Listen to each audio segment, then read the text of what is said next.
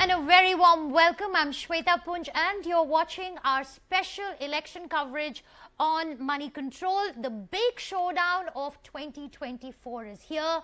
We are just a few days away from the D-Day. Today, we are hoping to get a preview of what's in store on June 4th. And joining me from Mumbai is my colleague Sonal Mehrotra Kapoor. Sonal, how's it looking over there? Hi Shweta, and hi to our viewers as well. Well, we are joining you here from Mumbai. It doesn't get better than this, as they say. We are just at the end of this really long election season.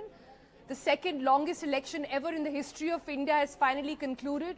And before the big numbers actually come out on June 4th, we have for you the most exhaustive exit poll. An exit poll is conducted after voters leave the polling stations, remember. The feedback of the voters is then sought. And on that, an exit poll is prepared to give us a sense of a public sentiment before the official results are announced. Right, Sonal. You know, here's a fun fact. The first exit poll in India was conducted in 1957 by the Indian Institute of Public Opinion during the second Lok Sabha election. Now, why are these numbers so crucial? You know, why are we making such a big deal about the exit poll numbers? Even as political parties hate us for it, the point is that exit polls capture the mood of the country and it gives us an indication of what the final numbers could look like. In 2019, for instance, most exit polls had correctly predicted that the BJP-led NDA would return to power. NDA won 353 seats and BJP alone got 303 of the total 543 seats. The UPA got 90 seats. And I'll just like to remind our viewers that to form a government at the center, a party or a coalition must win 272 constituencies. That's right. And what do we have for you over the next couple of hours? We're going to be here live bringing you that News 18 exit poll survey. It's covered 21 major states, accounting for 95% of all the Lok Sabha constituencies. 518 constituencies, to be precise, were covered in the survey. And in each of these Lok Sabha constituencies, 180 interviews were also conducted over there. The total sample size, I'm just looking at those numbers again at this point, is 93,240 across 21 states was planned, and an actual sample was more than 95,000.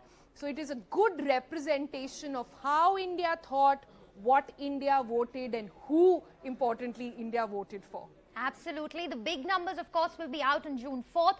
But as Sonal just explained, that this is the most exhaustive exit poll. It was conducted the day after polling. Instead of the interviews were conducted not on the day of polling but the day right after polling, and this was done for the phases from 1 to 6, and the traditional exit poll was done for the last phase. Now, what's in store? Why are these elections so significant? The world is watching these elections.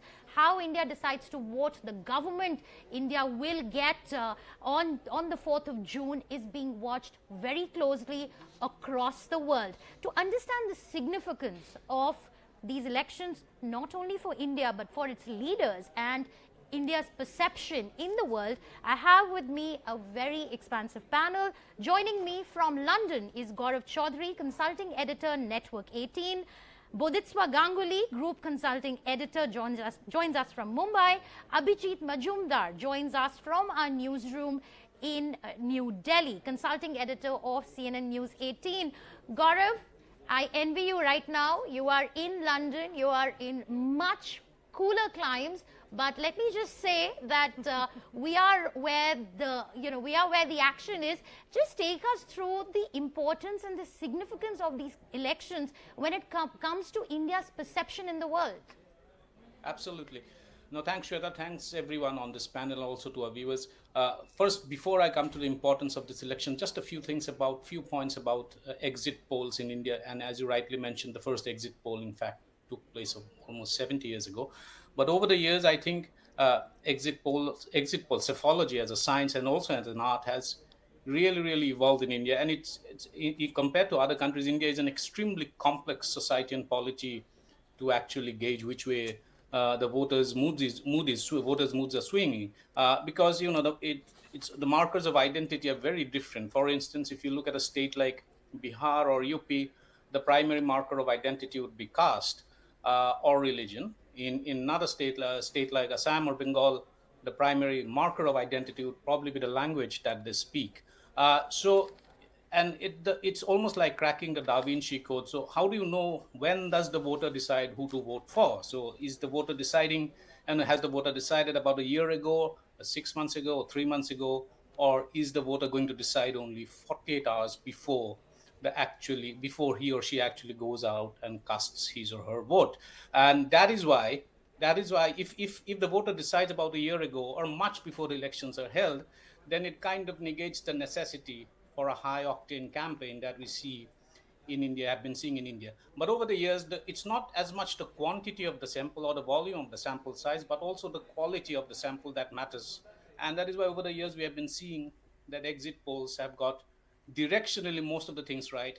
The range may or may not be as accurate as the final results when they come out on June 4th, but directionally I think exit polls have more or less are beginning to get it right. In this case, of course, the Network 18 poll, as you said, is one of the biggest in the country in terms of sample size. The key thing here, of course, is the samples were collected one day after the votes were cast, which kind of, it enables the possibility of reducing the margin of error, the statistical margin of error, because then what it does is that it enables the questioner or the researcher to go and collect the samples and the questions and the voters where they have cast their votes a day after the votes were cast. So there's no sense of immediacy in that case. That is why it reduces the statistical bias that may have crept in if you had collected that sample right after the vote was cast. On the significance of this election, clearly very few parties, and we know political history in India is the conversation that has dominated during this campaign, the elections campaign during these elections, is Modi going to be the second prime minister, in fact, to win 3 successive terms after Nehru, which may or may not, we would not know until the final votes are counted on June 4th. But that kind of is the significance of this election. BJP has pitched it as 400 is bar 400 par, means they're looking at a 400 plus kind of a scenario, and they had sounded that bugle much before the election, much before the campaign trail hit the road running by other parties. So it kind of was, it's some kind of, you call it the BJP psyops, or you call it some kind of a gambit. But what it did was that it acted as a major galvanizing force for the rank and file of BJP to enable the party to reach that mark or that, that figure. Whether they actually breach that figure or fall short, or by what extent, is a matter of detail that we'll get to know only on June 4th. But the importance of this election is that whether Prime Minister Narendra Modi is going to get a successive third term and matching Nehru in that sense. Shweta? Right, I believe Sonal has a question. Sonal, over to you. Yeah. Hi Gaurav, and I don't know if you have, we should be jealous, or you have massive FOMO for not being here to understand what exactly is going on in the country. So we are quite looking forward to that. But first up, I want to understand, you're right, we've had sort of a love-hate relationship with exit polls, but of late, because of how we've evolved, it's getting more and more accurate.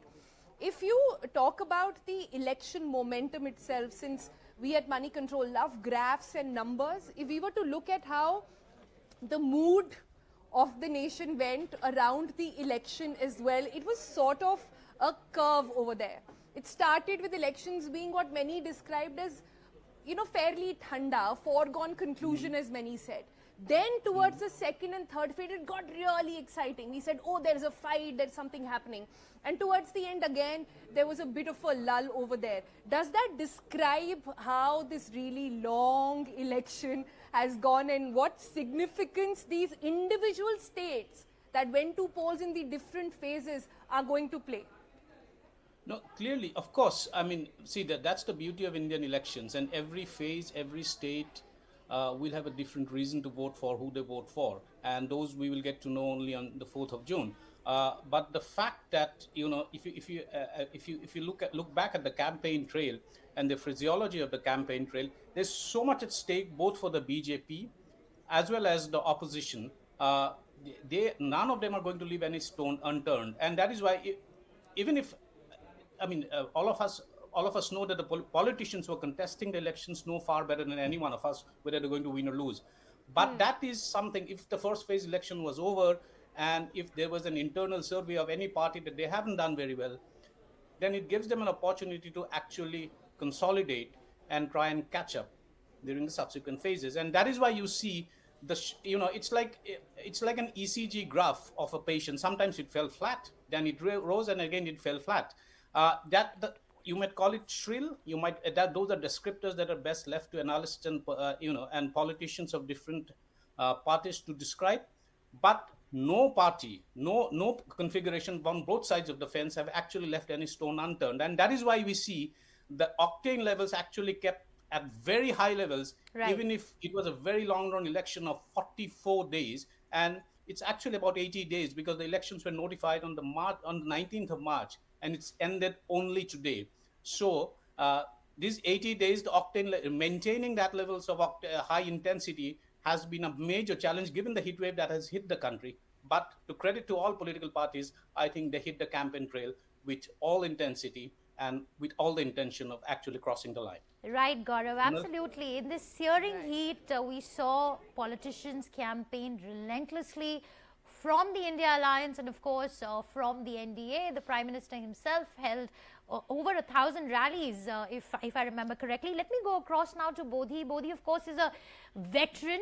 He's seen several elections. Bodhi, if, we could come to you to get a perspective on how closely is corporate India watching this election, and what are the markets going to be looking out for on June 4th?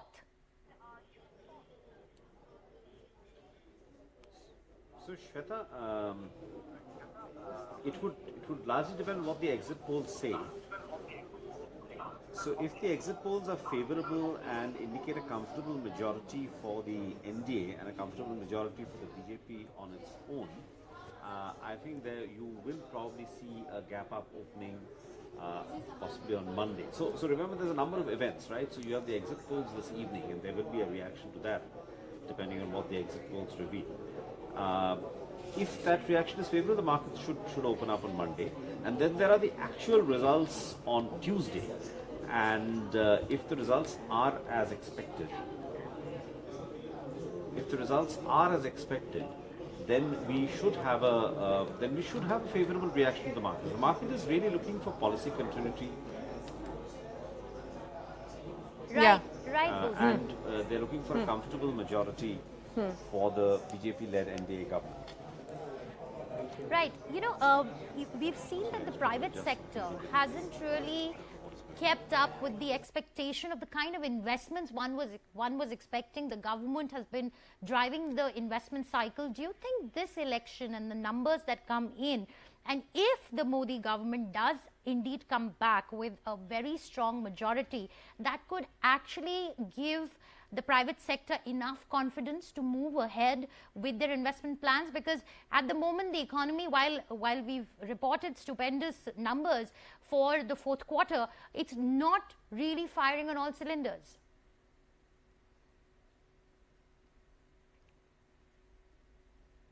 This is for Bodhi. Bodhi, hi, can you hear me?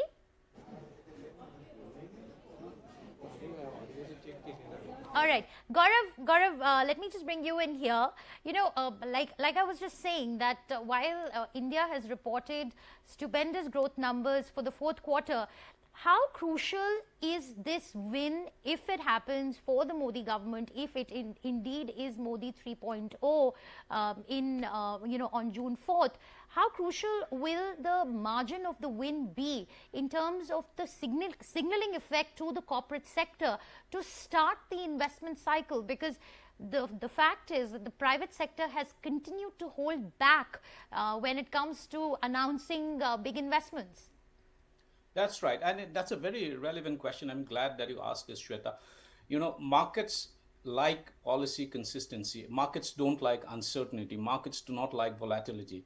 So if the election results were to go, if in the eventuality of a hung parliament, if that scenario were to actually play out in the market, and that's going to be very bad news for them, bad news for markets, because the markets will then read that as a sign that there could be changes in policy. Some policies that would have been going on for several years now could be put on hold. There could be directional change in policy. In fact, I have been talking to a few market analysts over the last couple of days, and many of them have told me that if the results were not, if it was not a decisive mandate, whichever party comes to power is not really relevant here so far as market policy consistency is concerned and markets expectations. What markets don't like is uncertainty, and a hung parliament or a mandate that is not decisive is going to be bad news for the market.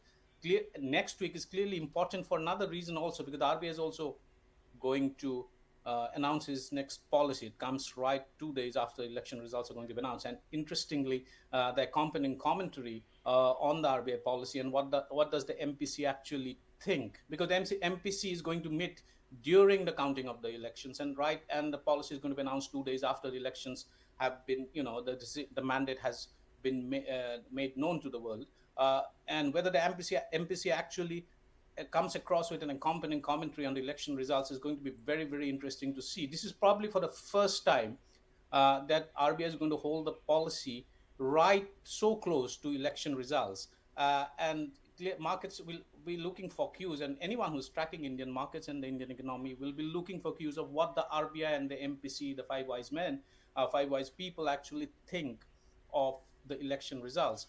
That is one. But on the broader point, if the elections were to go towards a hung parliament kind of a thing, and it takes a couple of days more, a couple of weeks more for the government to get formed, because allies will have to be cobbled up together, then that's bad news for the market, that's bad news for the economy, and also I think the international markets is not going to take it really. Right, absolutely, Gaurav. In India's growth trajectory, in India's development trajectory, these elections, the numbers that we will see on June 4th, and we will get an indication in just a short while from now, will play a very crucial role. Now, let me bring in Mr. Abhijit Majumdar, consulting editor, CNN News 18, who's joining us from the newsroom. Abhijit, you're a political junkie, and we need to understand from you, what are the crucial states for the BJP this time around? Their slogan is "Ab ki baar 400 par," but the reality is that "Ab ki baar 400 par" tabhi hoga agar key states like West Bengal, like Telangana, Karnataka, if they're able to make some gains in there. Yes, Shweta, the most crucial states this time, of course, would be the ones in which BJP hopes to make some gains. There are several states where it has maxed out, or is close to getting maxed out. But I'd say UP, Uttar Pradesh, where it got 62 last time, and there, there it might actually gain at least about 10 seats. It would hope to gain. It's fighting in 75 seats there. Bengal, it hopes to gain another about 8 to 10 seats. Odisha, it hopes to gain big this time. Tamil Nadu, BJP may, it expects to win about 5-6 at least, but it may end up with 2 or 3. Even that's those are crucial seats, especially in a state like Tamil Nadu, where it was virtually non-existent. Then in Telangana, with BRS BRS ceding space and shrinking politically, it might be a straight contest between the Congress and the BJP in Telangana, where BJP again hopes to gain a few seats. So these would be states that it would really hope to get its seat share up. and also maintain the kind of seat share that it has in, you know, Maharashtra, Bihar, Madhya Pradesh, Karnataka, where it's a challenge for the BJP to sort of, you know, repeat, or BJP plus to repeat 25 seats out of 28 like last time. So yes, it's you know, there are seats that BJP definitely is looking, the states that BJP is definitely looking at gaining, and Pallavi, who has traveled, and also you know, I've seen Aman travel a fair bit. You know, they would be able to tell you the situation on the ground. But from here in Delhi, it's evident that the BJP is counting on the states that on what emerging markets, as they call in business journalism. So emerging states for the BJP are, you know, are the ones that I just talked about. Right. Right. Abhijit, hi there. This is Sonal. Hi, Sonal. Coming in from Mumbai. So rightly put, emerging markets and emerging states is what the BJP is really counting on at this point. And you've, right in the beginning, got into the nitty-gritties of the states. But if you had to pick the make or break states for BJP at this point, we've all talked about the southern factor. The Prime Minister spent a significant amount of time there.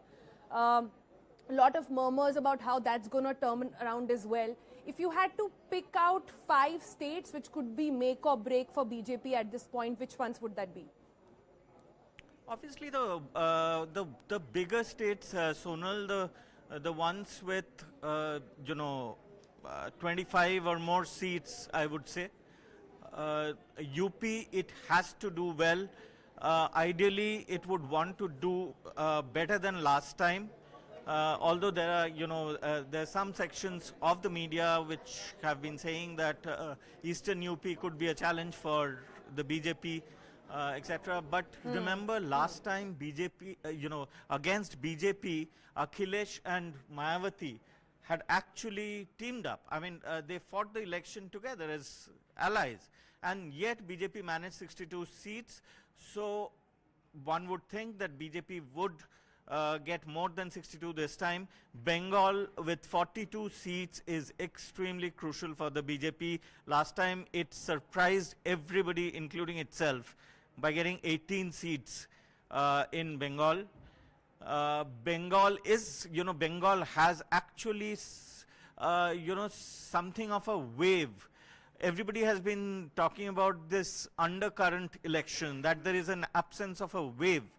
Well, I don't know how you measure a wave. You know, if Ram Mandir has been built, people won't, you know, go to the voting booth screaming Jai Shri Ram, Jai Shri Ram. I mean, you know, it doesn't happen like that. But I think, I'm one who thinks that the Pran Pratishtha of Ram Mandir in Ayodhya will play a very big role in the psyche of Bharat.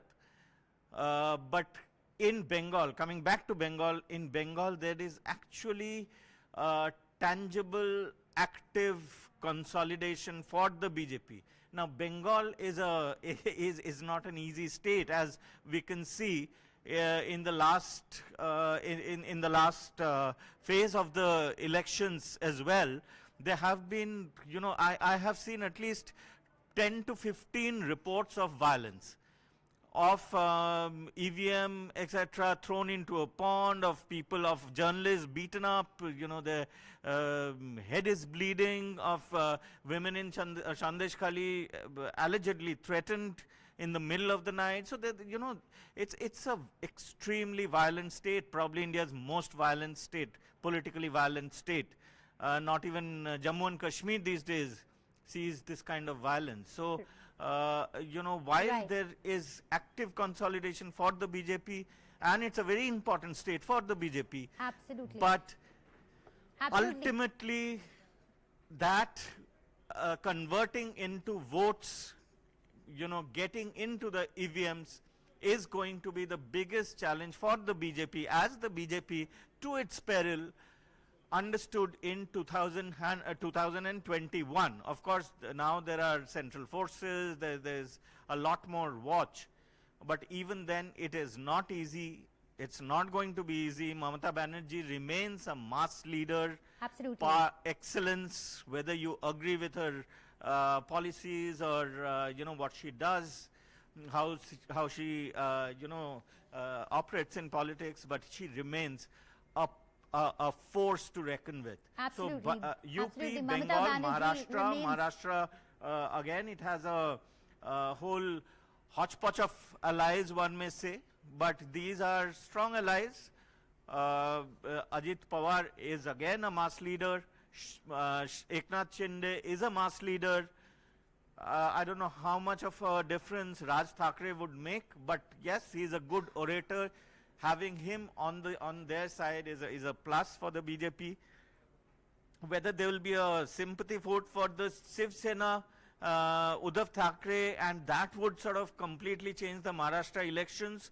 Absolutely. Personally, I don't think it would make much of a difference, because Shiv Sena, please remember, even at its peak, Shiv Sena has always been a urban party, mainly city-centric party. It has not been a rural force. And also remember that this time, Uddhav Thackeray is fighting without the Shiv Sena symbol of bow and arrow. That makes a huge difference. A symbol, makes a huge difference. Mr. Modi still holds up the lotus symbol at rallies, wherever he goes, at processions. It's a very important political tool. So, these states and Madhya Pradesh, most of the big states, but the southern states of Telangana, Tamil Nadu would be very important, I would say, and BJP would want to retain its seat share in Karnataka, of course. And finally, in the south, the tie-up with TDP could actually land itself, could actually land the NDA a few seats in the south. TDP is bound to do well in this elections in Andhra, because there is a fair bit of anti-incumbency against Jagan Reddy. Very, very important points over there, Abhijit. In fact, I'm interrupting right now because we're getting news that the first set of data of the News18 exit poll is going to be released in just a few minutes from now. We will get that data right here and we'll be flashing it all across the screens. And like you said, a quick sneak peek over there is that all those critical states that Abhijit was still, pointing about, we just might be starting with those states as well. So stay tuned. Those first few states will be, like we said in the beginning, we'll be going state by state when it comes to these exit poll results. We'll be starting with the interesting, states down south. So going phase-wise as well in that manner. So in just a few minutes from now, the first set of those numbers will just be coming out. But going back to Shweta over there, exciting times really as we wait for those first numbers to sort of come in, Shweta. Joining us, Executive Editor, National Affairs, Editorial and Content, News18 Group.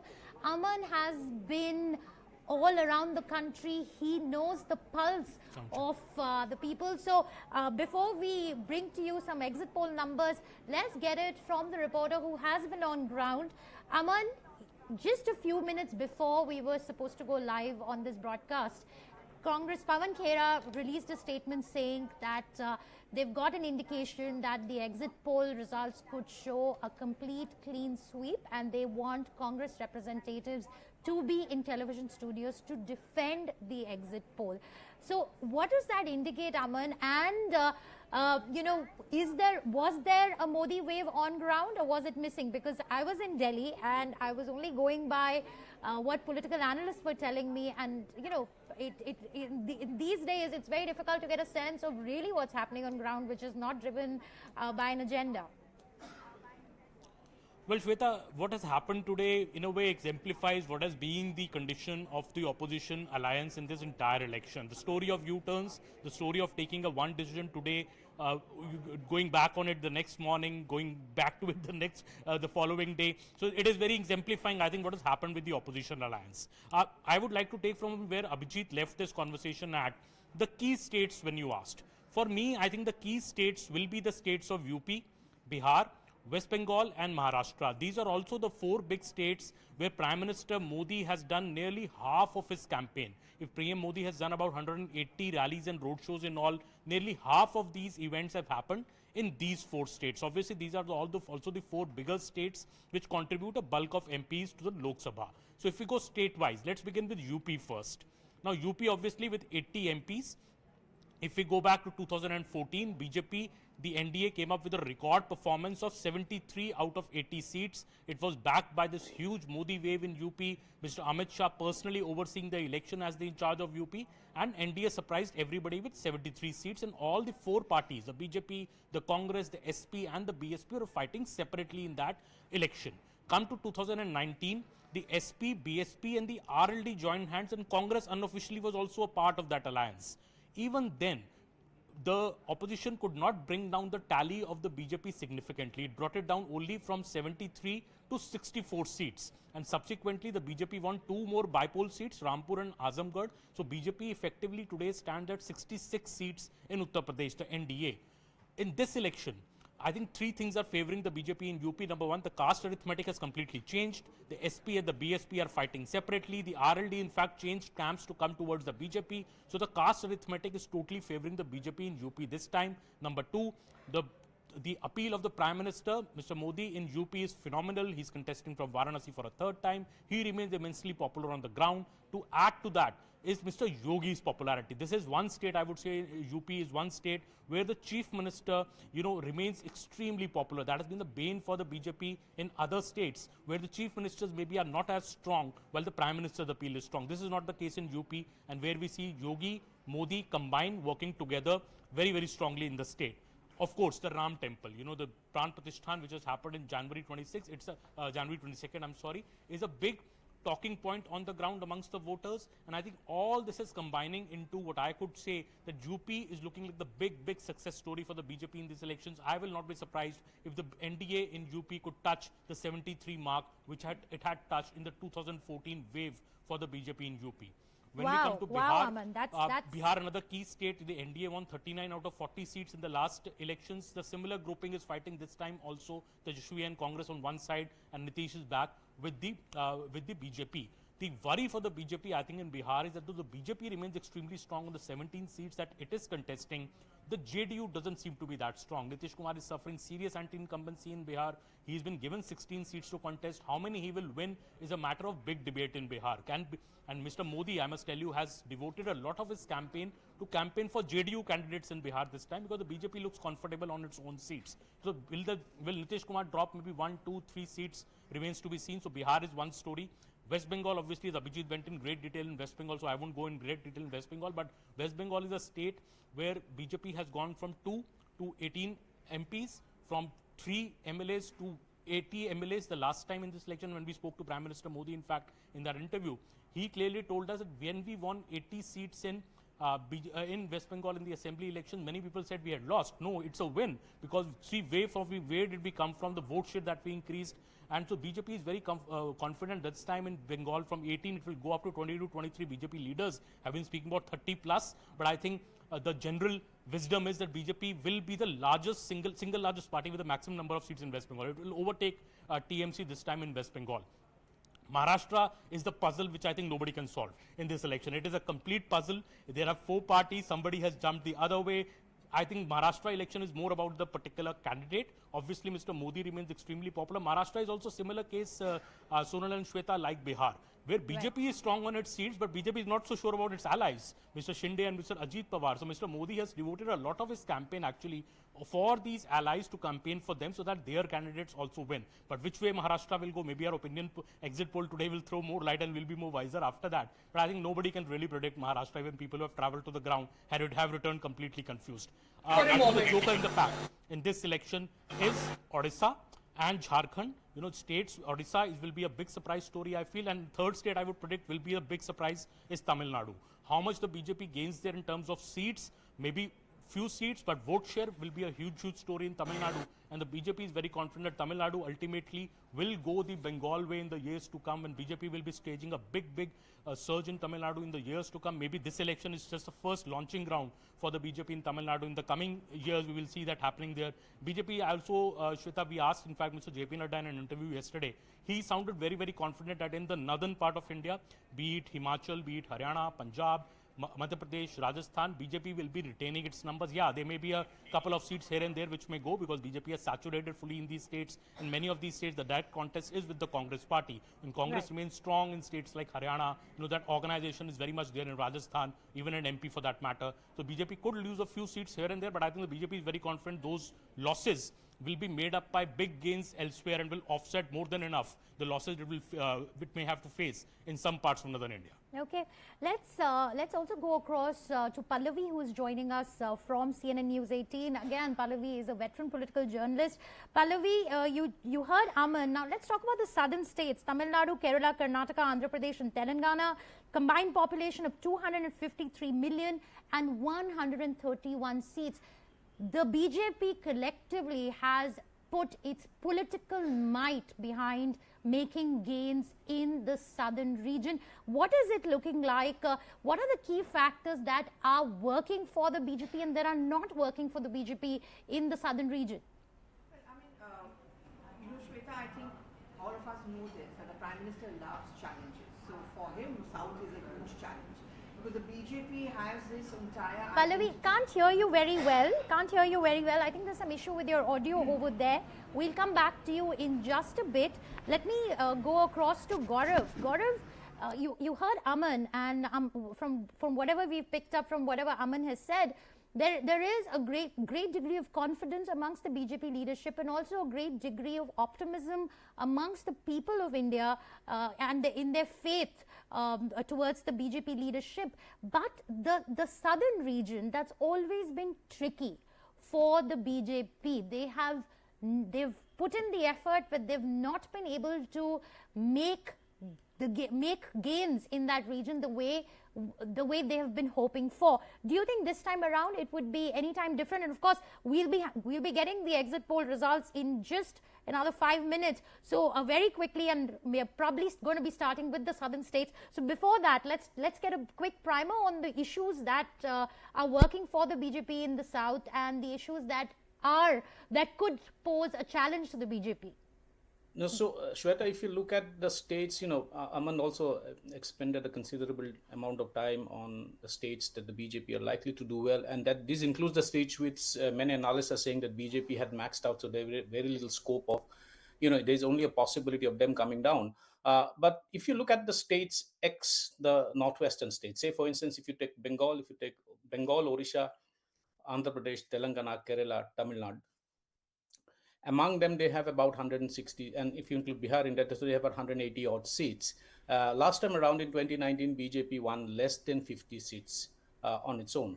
So look at the opportunity that the BJP has for expanding this, and clearly Bengal and Odisha are going to be something that the BJP is banking very heavily on to make massive gains. They're going to do. Almost everyone is saying that they're going to do quite well in Andhra Pradesh compared to last year because of the alliance that they have with TDP. But in my view, the surprise packet could also be Telangana because they're clearly going to do far better. They're expecting to do far better than the 4 seats that they had in 2019. And Tamil Nadu, the number of seats will something that everyone will be looking with a very keen interest on because almost everyone is saying that the BJP is going to make a significant gain in vote share. Now, how much of that actually translates into actual seats is going to be of keen interest for everyone, including the political parties there. So if they end up, the BJP's own assessment is that they would not be surprised if they go and end up touching double-digit seats, about 10 seats. But while that might look like a remote possibility, even if they end up getting 3 to 5 seats, that's a big leap forward. I think the BJP, the gains that the BJP is going to make along the eastern coast, starting from Bengal and Odisha and right up to Tamil Nadu, is going to more than offset probably with the losses that they might make in the states that maxed out. But I had one question for Aman. Aman, in the northwestern plains, one state that many people are not talking about as much as they probably need to is Punjab. And for the first time, we are seeing in Punjab a four-way contest. And probably for the first time, we are also seeing in 30 years, the BJP and Akali Dal are not contesting together and they're contesting against each other. What kind of impact do you see on the state level politics? Because there's a lot of anti-incumbents against the state government that probably could play out in the way people end up voting during the Lok Sabha elections.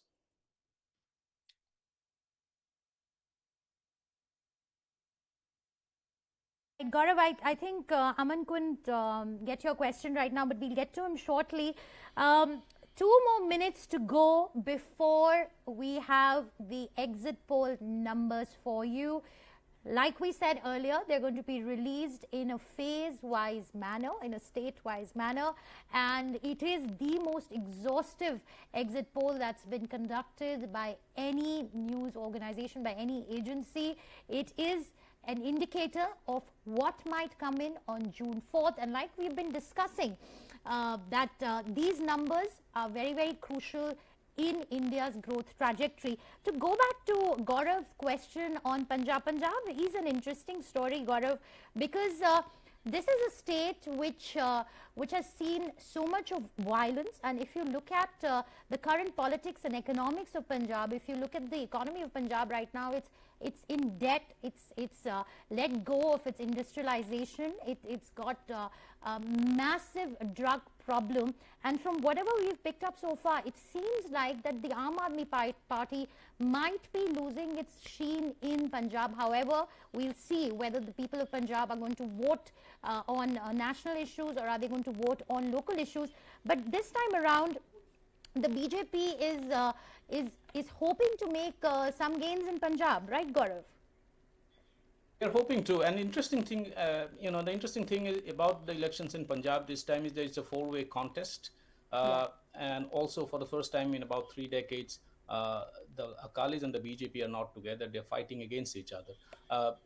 Bear in mind that in 2014 and 2019, Punjab actually, the BJP did not do the alliance, the BJP alliance, the NDA Alliance did not do relatively well compared to how they did in the rest of the northwestern region, despite the fact that there was a wave, and there was a visible wave both in 2014 and 2019. Amritsar is a clear case study because in Amritsar, obviously, that's almost like the Vatican of the Sikhs, and this is where in 2014 we saw the people actually ended up voting against what they deemed as an outsider when Arun Jaitley was pitted against. Again, in 2019, we saw that the BJP lost its seat.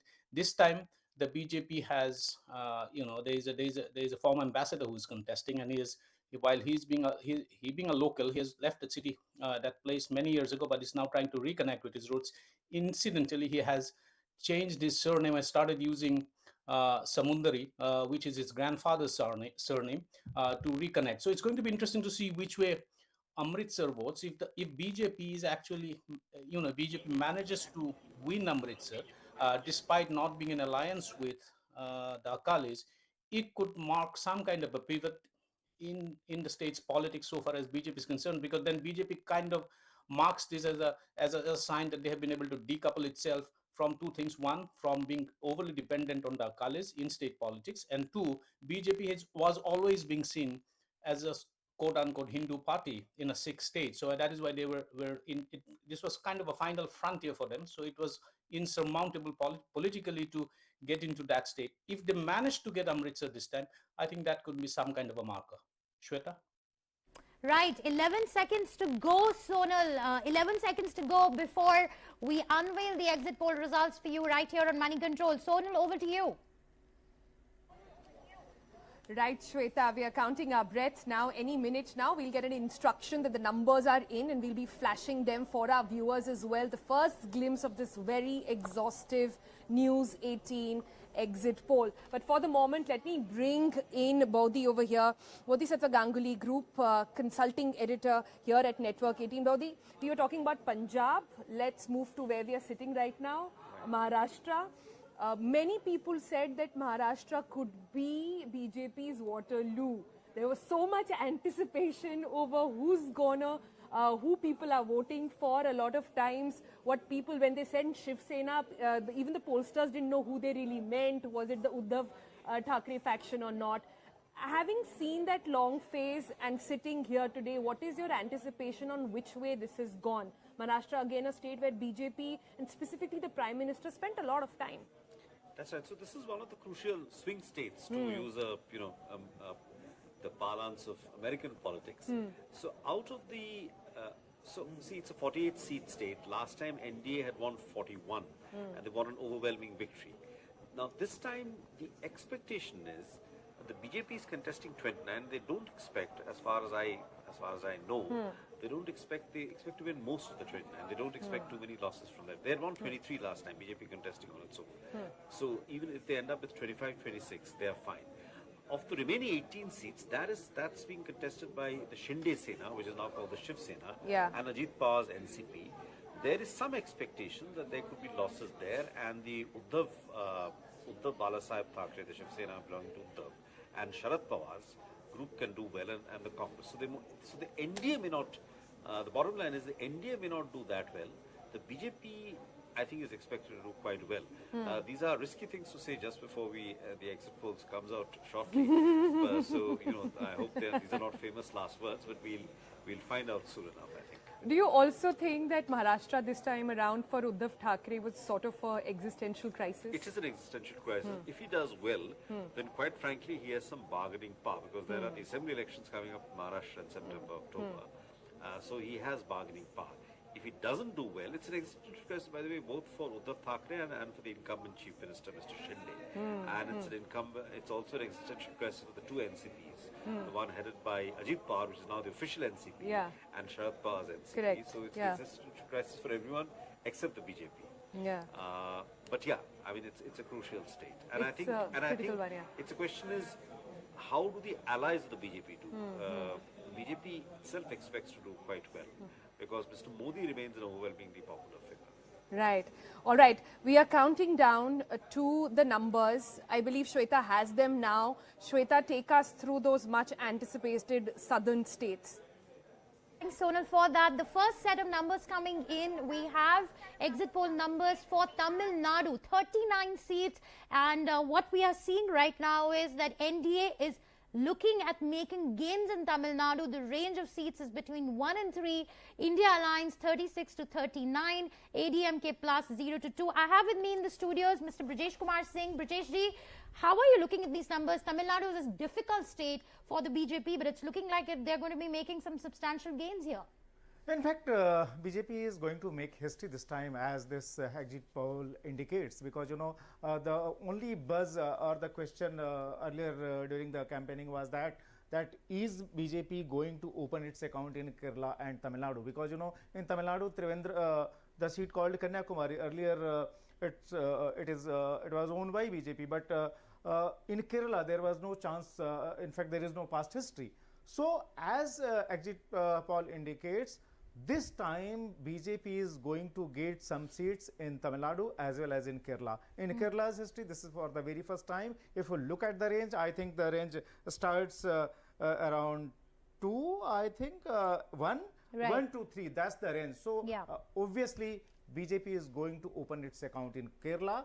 The question is which seat? It's Trivandrum or Thrissur. Right. So for Tamil Nadu, we are looking at a range between 1 to 3 seats. I'd just like to remind our viewers that in 2019, the BJP could not open its account in Tamil Nadu. Let's talk a little bit about the campaigning that happened, Mr. Singh, in Tamil Nadu this time around. Prime Minister Modi held several rallies, and Mr. Annamalai did a massive mass education campaign, because there is the politics that are practiced in Tamil Nadu are very different from the northern politics. Obviously, this time, obviously the focus was on South India. If you look at the number of rallies as well as the number of days, PM gave to the Tamil Nadu or Kerala, I think in comparison to earlier elections, it's too high. Even at the fag end of the campaigning, if you look at PM's last 3 days, it was in Tamil Nadu itself, in Kanyakumari, going for his last booster dose to the voters, to give votes in favor of BJP. So obviously it was the focus area, the South India, particularly Tamil Nadu, because if you have to expand, because in Northern India, party is already at its peak. If you look at the state like Rajasthan, they have already 25 out of 25. So if they have to get any extra seat, they have to look for either the Coromandel area or the south. So obviously the campaigning, I think it has some impact as well. So we are saying this figure called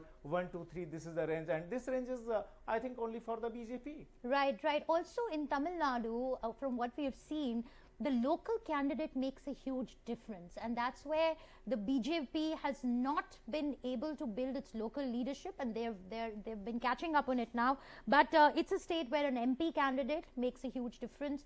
Caste plays a huge role. In fact, Tamil Nadu earlier the politics was centered around this whole Dravidian movement. But for the very first time, people are also looking for development.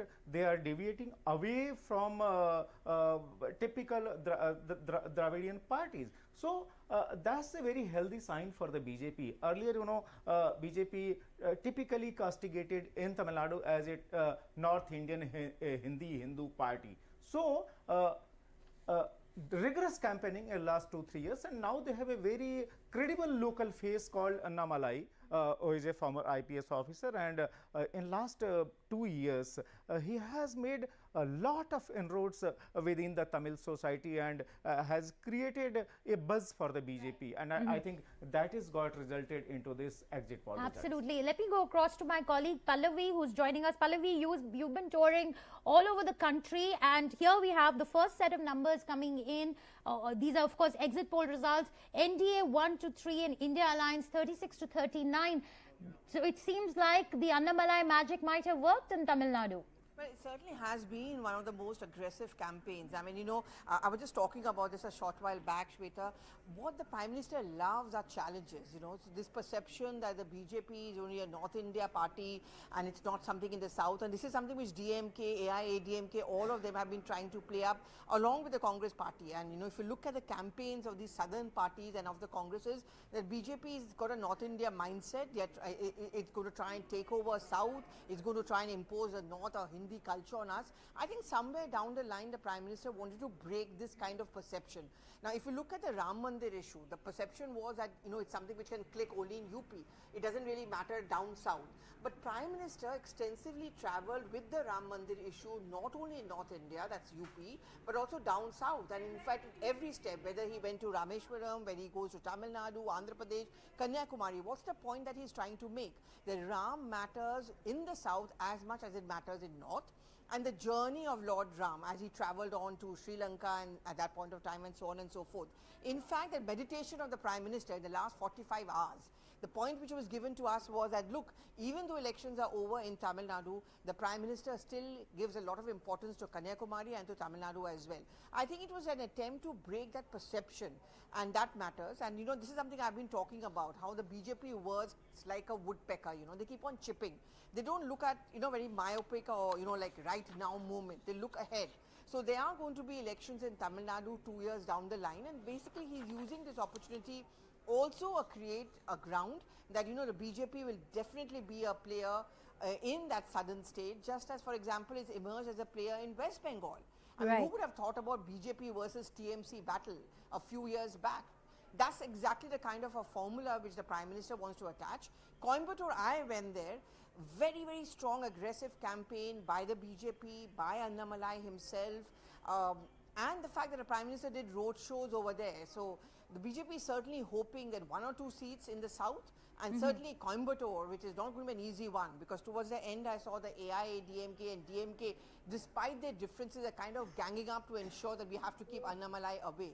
So that, I think, is something which the BJP certainly is looking at. Right. So, I was reading that the Prime Minister was translating all his speeches into Tamil using AI while addressing rallies over there, Pallavi. Yeah, I mean, yes, I mean, the fact is that the Prime Minister did extensive road shows down south, and if you look at a breakup of the Prime Minister's rallies, it was kind of equally divided between north and south. I mean, to say that he was going only up north, it's not entirely true. I think he gave a lot of attention, and not just that, his team. Large amount of ministers were actually given out areas where they have to spend time. Finance Minister Nirmala Sitharaman coming in from down south, she travelled and campaigned extensively in Tamil Nadu, in Karnataka, S. Jayashankar going to Kerala, in other southern states as well, taking advantage. And in fact, I was told that the BJP made a roster. So the English-speaking ministers, for that matter, and also the high-profile ones, they were used extensively down south to campaign. That is something which he took care of, and the Prime Minister, of course, leading from the front. Despite knowing that the chips may not completely be in his favor, there's a language issue over there, there's a mindset issue over there, the regional parties are pretty strong, whether we are talking about YSR, whether we are talking about, for example, the DMK in Tamil Nadu, the woodpecker, kind of a formula that we have to keep on chipping and make South as much my terrain as the North has become for the BJP. Absolutely, Pallavi. We have numbers coming in now for Kerala. We have numbers coming in for Kerala.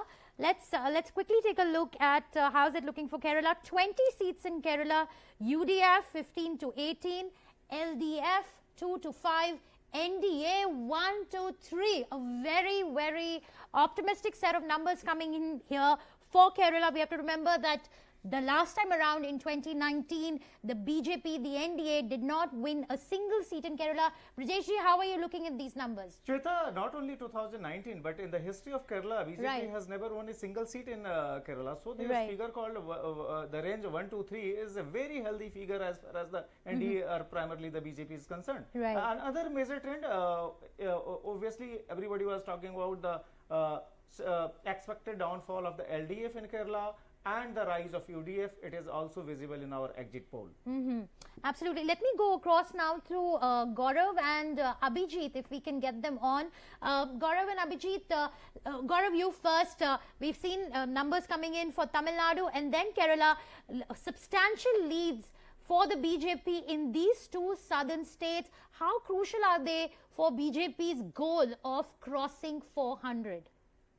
No, absolutely.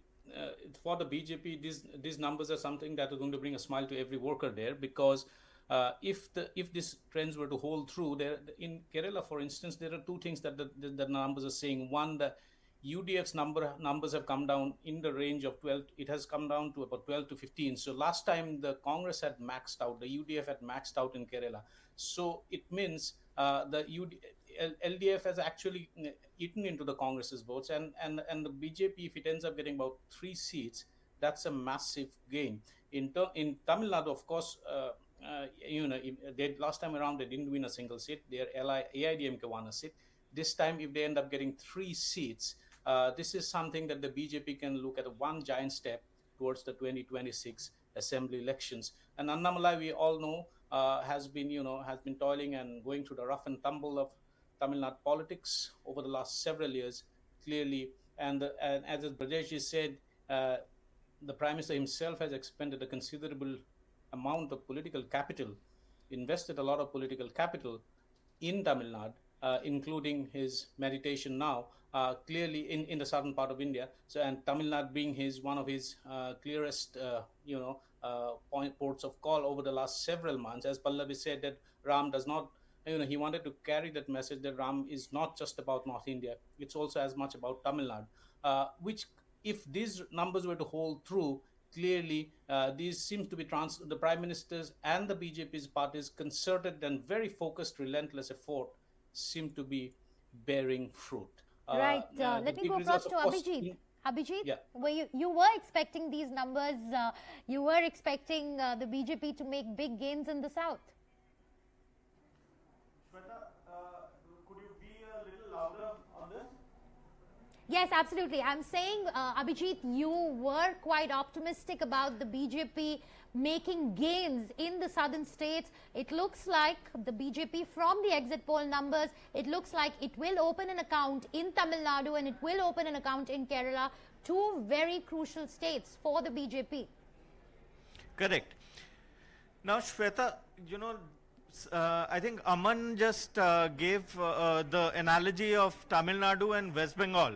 Yes.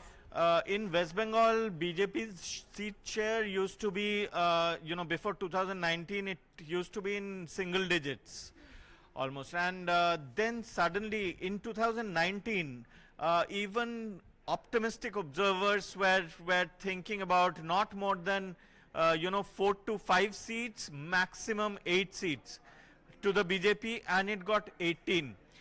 You know, in the exit poll or opinion polls, Shweta, I must say that in states like Tamil Nadu, which has seen a non-BJP government always, you know, for the longest time, people do not openly, would not, I would say, openly talk about, you know, voting for the BJP.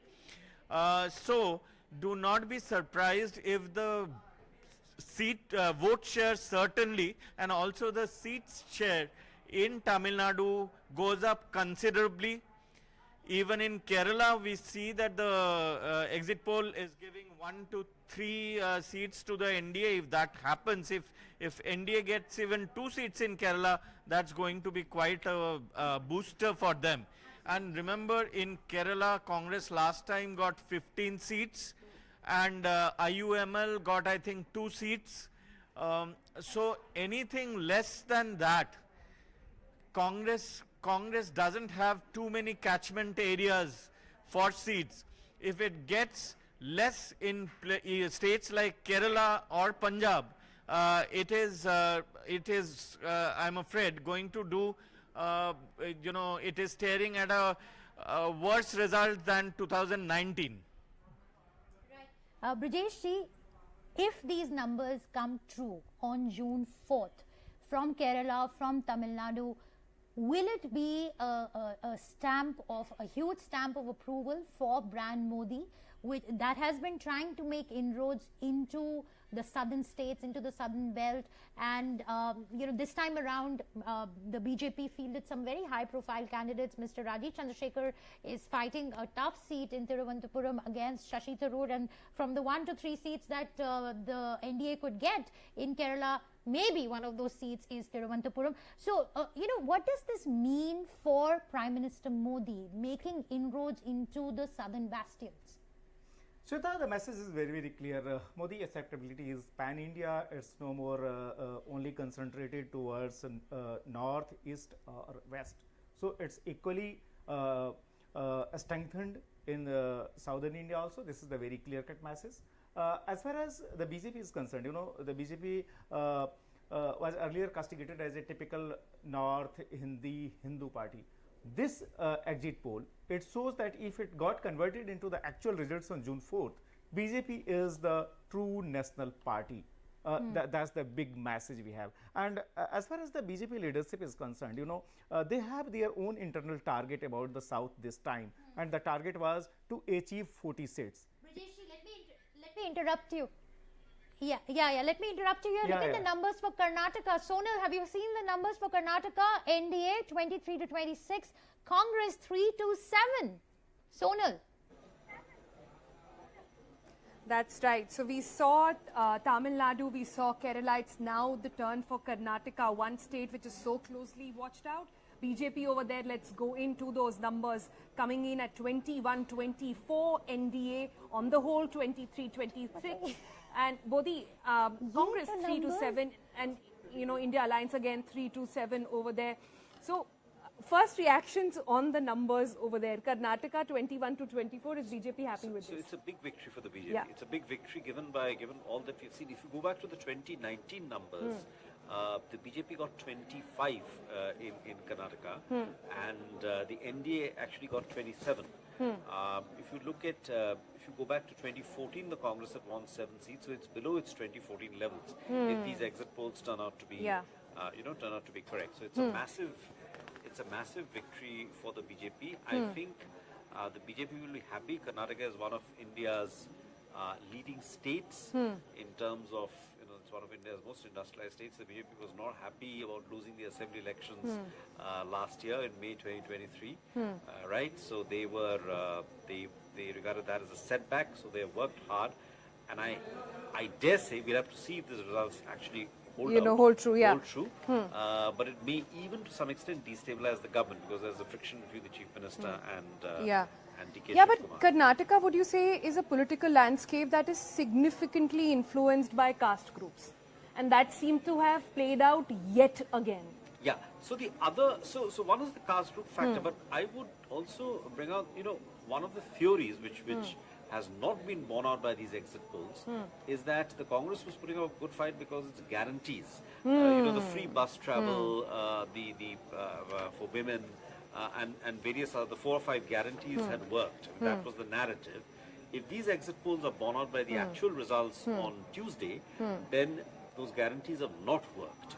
And the people have voted for Mr. Modi and BJP. But wouldn't you say there was a guarantee competition? There was a Modi ki guarantee versus Congress ki guarantee. Indeed. It was an entire show of caste playing a role, a massive role in a state like Karnataka, and then also the free ops. Yeah. So I think the Modi ki guarantee clearly in Karnataka, at least as far as Karnataka goes, has worked better than the Congress ki guarantee. Yeah. What about the Hindutva politics then in Karnataka? So the Hindutva politics has been important for certain parts of Karnataka, in certain areas of Karnataka, in the Mysore region. But I didn't see that, from what I followed from the state's campaign, I didn't see that playing such a big role this time around.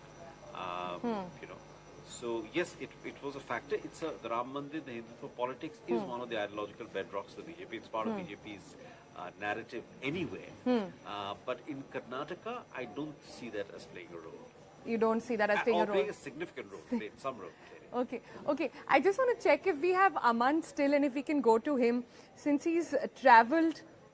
Yeah, Aman, hi, this is Sonal. Just want to get in your quick view on the 3 states that we've seen the exit poll results actually come out. Again, a big rider if these numbers were to hold true. Like we are saying, BJP will be happy at this point. But would you say how Tamil Nadu and Kerala has panned out? Opening an account 1, 2, 3 is enough for them? They would be okay with this number?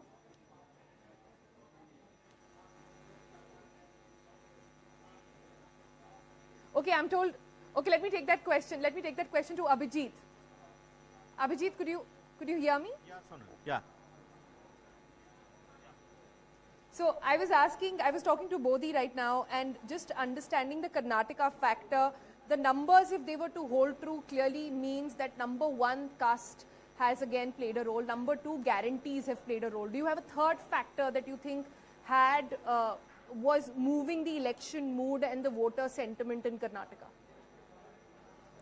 In Karnataka, if the figures that we have on the poll turn out to be true, it's pretty big, Sonal, because Karnataka is one state where, Congress won the assembly elections quite convincingly, and, there was talk that, Congress might get more seats than last time. BJP may lose quite a few seats, but if Karnataka is holding, it means that one, the voter is, apart from the guarantee, apart from the delivery, distribution, everything, you see the whole perception of Modi as Prime Minister plays a huge role in any state of India.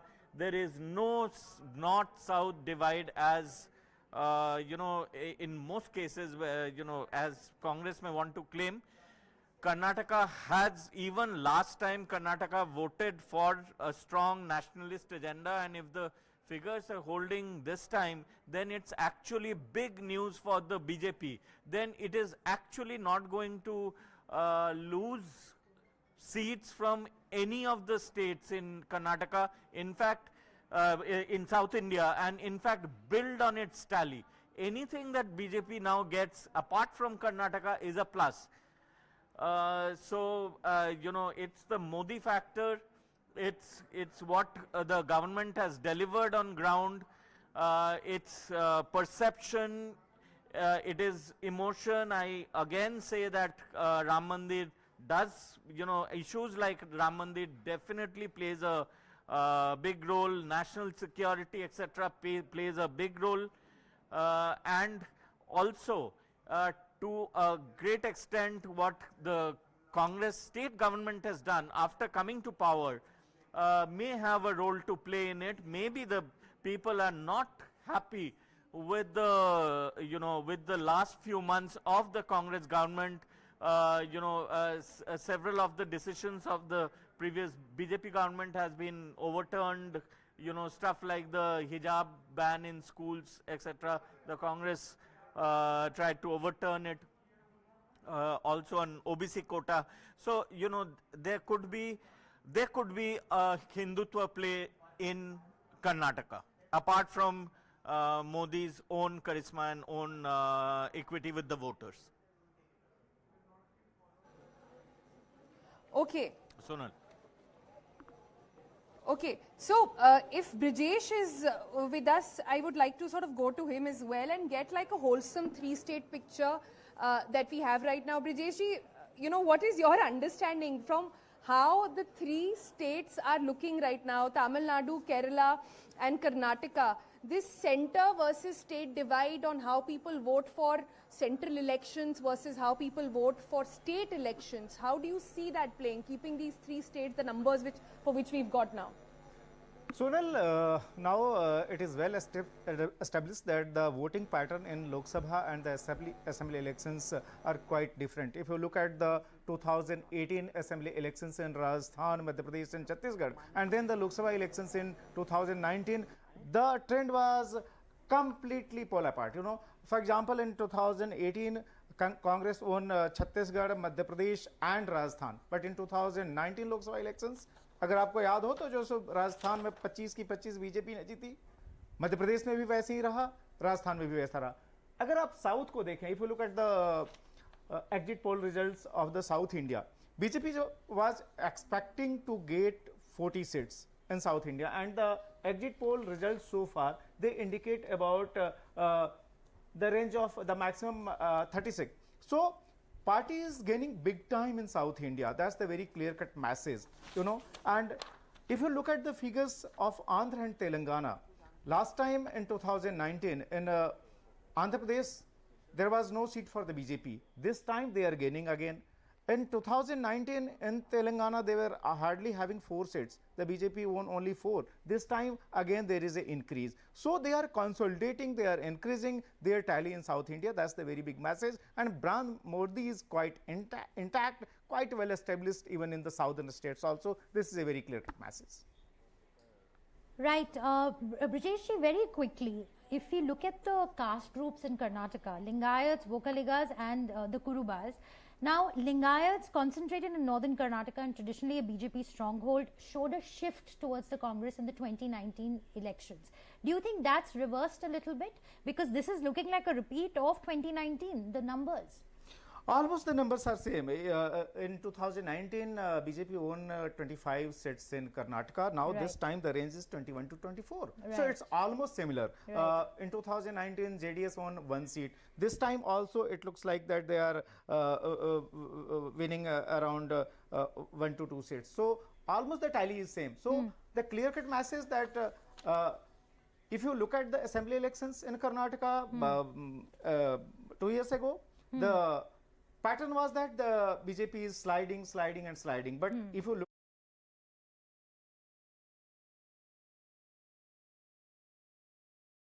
a strength and position in Karnataka, despite all the caste-related calculations, permutation, combinations, internal infighting, it clearly shows that brand Modi is above everything.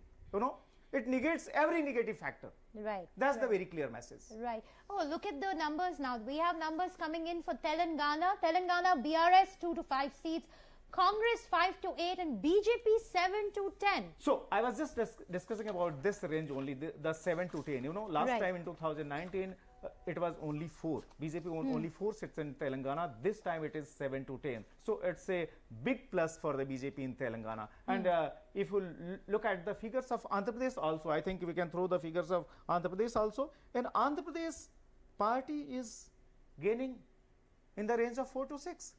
In 2019 it was 0, you know, and the coalition partner, the TDP, the TDP range is around I think 10 to 14. So overall range is 19 to 22 for NDA in Andhra Pradesh. It's a very, very big plus and very positive trend for BJP and the NDA. Let me go across now to my colleague Pallavi. Pallavi, we have numbers for Telangana now, Kerala, Karnataka. It is looking like a resurgence for the BJP in the southern belt. What has BJP done differently this time to be able to crack the southern code? And of course, we'll have the final numbers on the 4th of June, but from the exit poll results, it looks like that the BJP might have cracked the southern code. Well, Shweta, frankly speaking, this is exactly what Abhijit and I were just discussing a little offline, that the BJP thinks differently, especially the Prime Minister. The Prime Minister is like that very competitive student who's told that you may not be able to do it, so all the more he wants to prove that he can do it and he will do it. I did find that the BJP was as aggressive in the campaign down south as they were up north. There was no complacency there. There was no, kind of thinking that, okay, it may be tough, so let us not push south so much. That was certainly not the kind of perception or narrative he wanted to send out. What have they done differently? I think, as we know, that state elections vote completely differently as far as the Lok Sabha elections is concerned. So the development pitch that, if there's a double engine ki sarkar, or the fact that if you have the BJP at the center, we are going to try and ensure that you are going to get down south all that your state government may not have been able to give you. And second is the benefits of the centre's policies is something which we are going to ensure percolates as much down south as the perception says that it has percolated to up north. And then, of course, we were talking about this a short while back, right? That the BJP wanted to send out that message that please don't think that we are only North India party. South is important. So I remember the Prime Minister, whenever he used to do those rallies down south, he would make it a point to begin by saying, you're as much my parivar as, from north to south, from east to west, the BJP is really the best party, and also you people matter as much to me as from my home state, whether it was Gujarat or whether it's Uttar Pradesh, where I come in from, where I'm a member of parliament from. I think that, and also the fact that the roster was fixed. The ministers were expected, they set up clusters, and the clusters were very, very aggressive down south. So, and every state matters, whether it's Kerala and the choice of candidates, where you're targeting the left, you're targeting the Congress party, and, not daunted by the fact that, for example, in Karnataka there's a Congress government, in Telangana there's a Congress government, in YSR is there as far as Andhra Pradesh is concerned. So, yes, I think that aggression which we saw and the diktat by the Prime Minister to his colleagues that, you have to concentrate on South. Right. We also saw very, very aggressive campaigning by all political parties in Telangana, and we have to also remind our viewers that Telangana has practiced a very welfare-driven model of economics. But as Pallavi pointed out, this double engine ki sarkar might be appealing to the voters of Telangana. In Telangana, the BJP had won 4 seats in 2019, INC 3, TRS 9, and AIMIM 1 seat. And that, from that number to now, it looks like the BJP is going to be making substantial gains. We have to remember that the southern belt is very crucial for the BJP to meet its tally of 303 seats in 2019 or to up it from there. Their slogan for this election season has been "Ab ki baar 400 par." Let me bring in Brijesh ji here. Brijesh ji, Prime Minister Modi has been talking a lot about the development-led agenda, and I think that's what he's done very aggressively in the southern states, and I think that's where maybe the young voter he's found some greater appeal amongst the youth of the southern belt.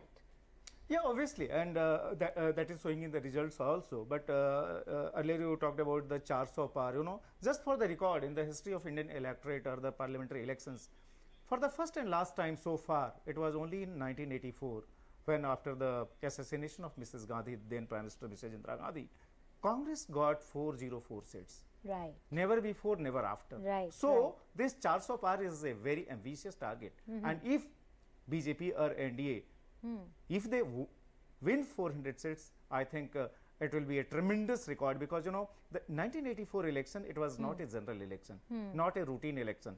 The coyness from Advani for that particular Lok Sabha elections was it was the Shok Sabha election, not the Lok Sabha election, because Congress got these many seats, 404, after a very clear-cut sympathy wave due to Mrs. Gandhi assassination. So this time the target of 400 par, it's for NDA, not for the BJP. For the BJP, it's 370. But if you look at the trends, sir, so far from the southern states, I think BJP is going to gain massively. We don't know what will be the actual figure. That will be, I think, out on June 4th. But the trend is quite encouraging in comparison to 2019. Right. Let's look at Andhra Pradesh. We have numbers coming in now for Andhra Pradesh. Can I have them up on the screen here, please? For Andhra Pradesh, YSRCP 5 to 8 seats, NDA 19 to 22, and India Alliance 0. Brajesh जी, ये कैसे हुआ है? ये कैसे हो सकता है? हो सकता है ये? देखिए, वहां पर कांग्रेस के लिए कुछ था नहीं, जो भी था वह वाईएसआर के लिए था या फिर एनडीए के लिए था, और वही दिखाई भी दे रहा है, because in Andhra Pradesh TDP, the typical Chandrababu Naidu party, and the BJP, they are in coalition. So the result we have 19 to 22 range in Andhra Pradesh, while the YSRCP, that's the ruling party in the state, they have gained so much as far as the exit poll shows to us, the 5 to 8 range. So this Chandrababu Naidu alliance seems to be working for NDA. Obviously, if you look at the figures, obviously it's working, Let me go across now to my colleagues Pallavi and Aman. Pallavi, how are you looking at this? Look at the numbers coming in from Andhra. Clearly the alliance with Chandrababu Naidu seems to be paying off. From what? From the numbers that we are getting in currently? Yes, absolutely. This is absolutely stunning figures, really. I mean, Shweta, they absolutely hold through. It shows that the alliance which the BJP did with Chandrababu Naidu certainly seems to have clicked. I mean, look at the Chandrababu Naidu was very much a part of the NDA, and then on the issue of special status for Andhra Pradesh, he quit the NDA. There was some heated exchange between the two of them, but it was very clear that Pawan Kalyan plus Chandrababu Naidu plus the BJP is a kind of an axis which the BJP thinks could have worked for them, and that certainly does seem to have worked.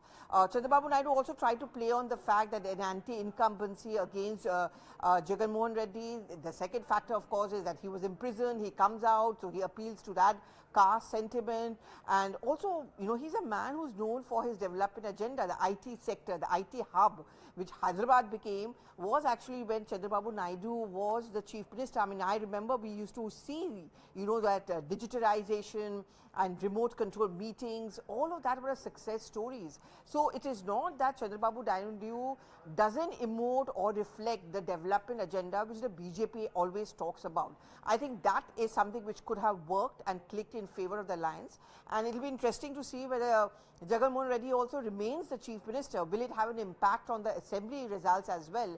But the rider, of course, is that assembly and Lok Sabha votes completely differently also at times. So yeah, I mean, I think this is huge, which is now making it very clear if you look at the kind of figures which are coming in from Kerala, Tamil Nadu and Andhra Pradesh and Telangana, that contrary to the belief that South mein kahan hai BJP, that's not going to be entirely true.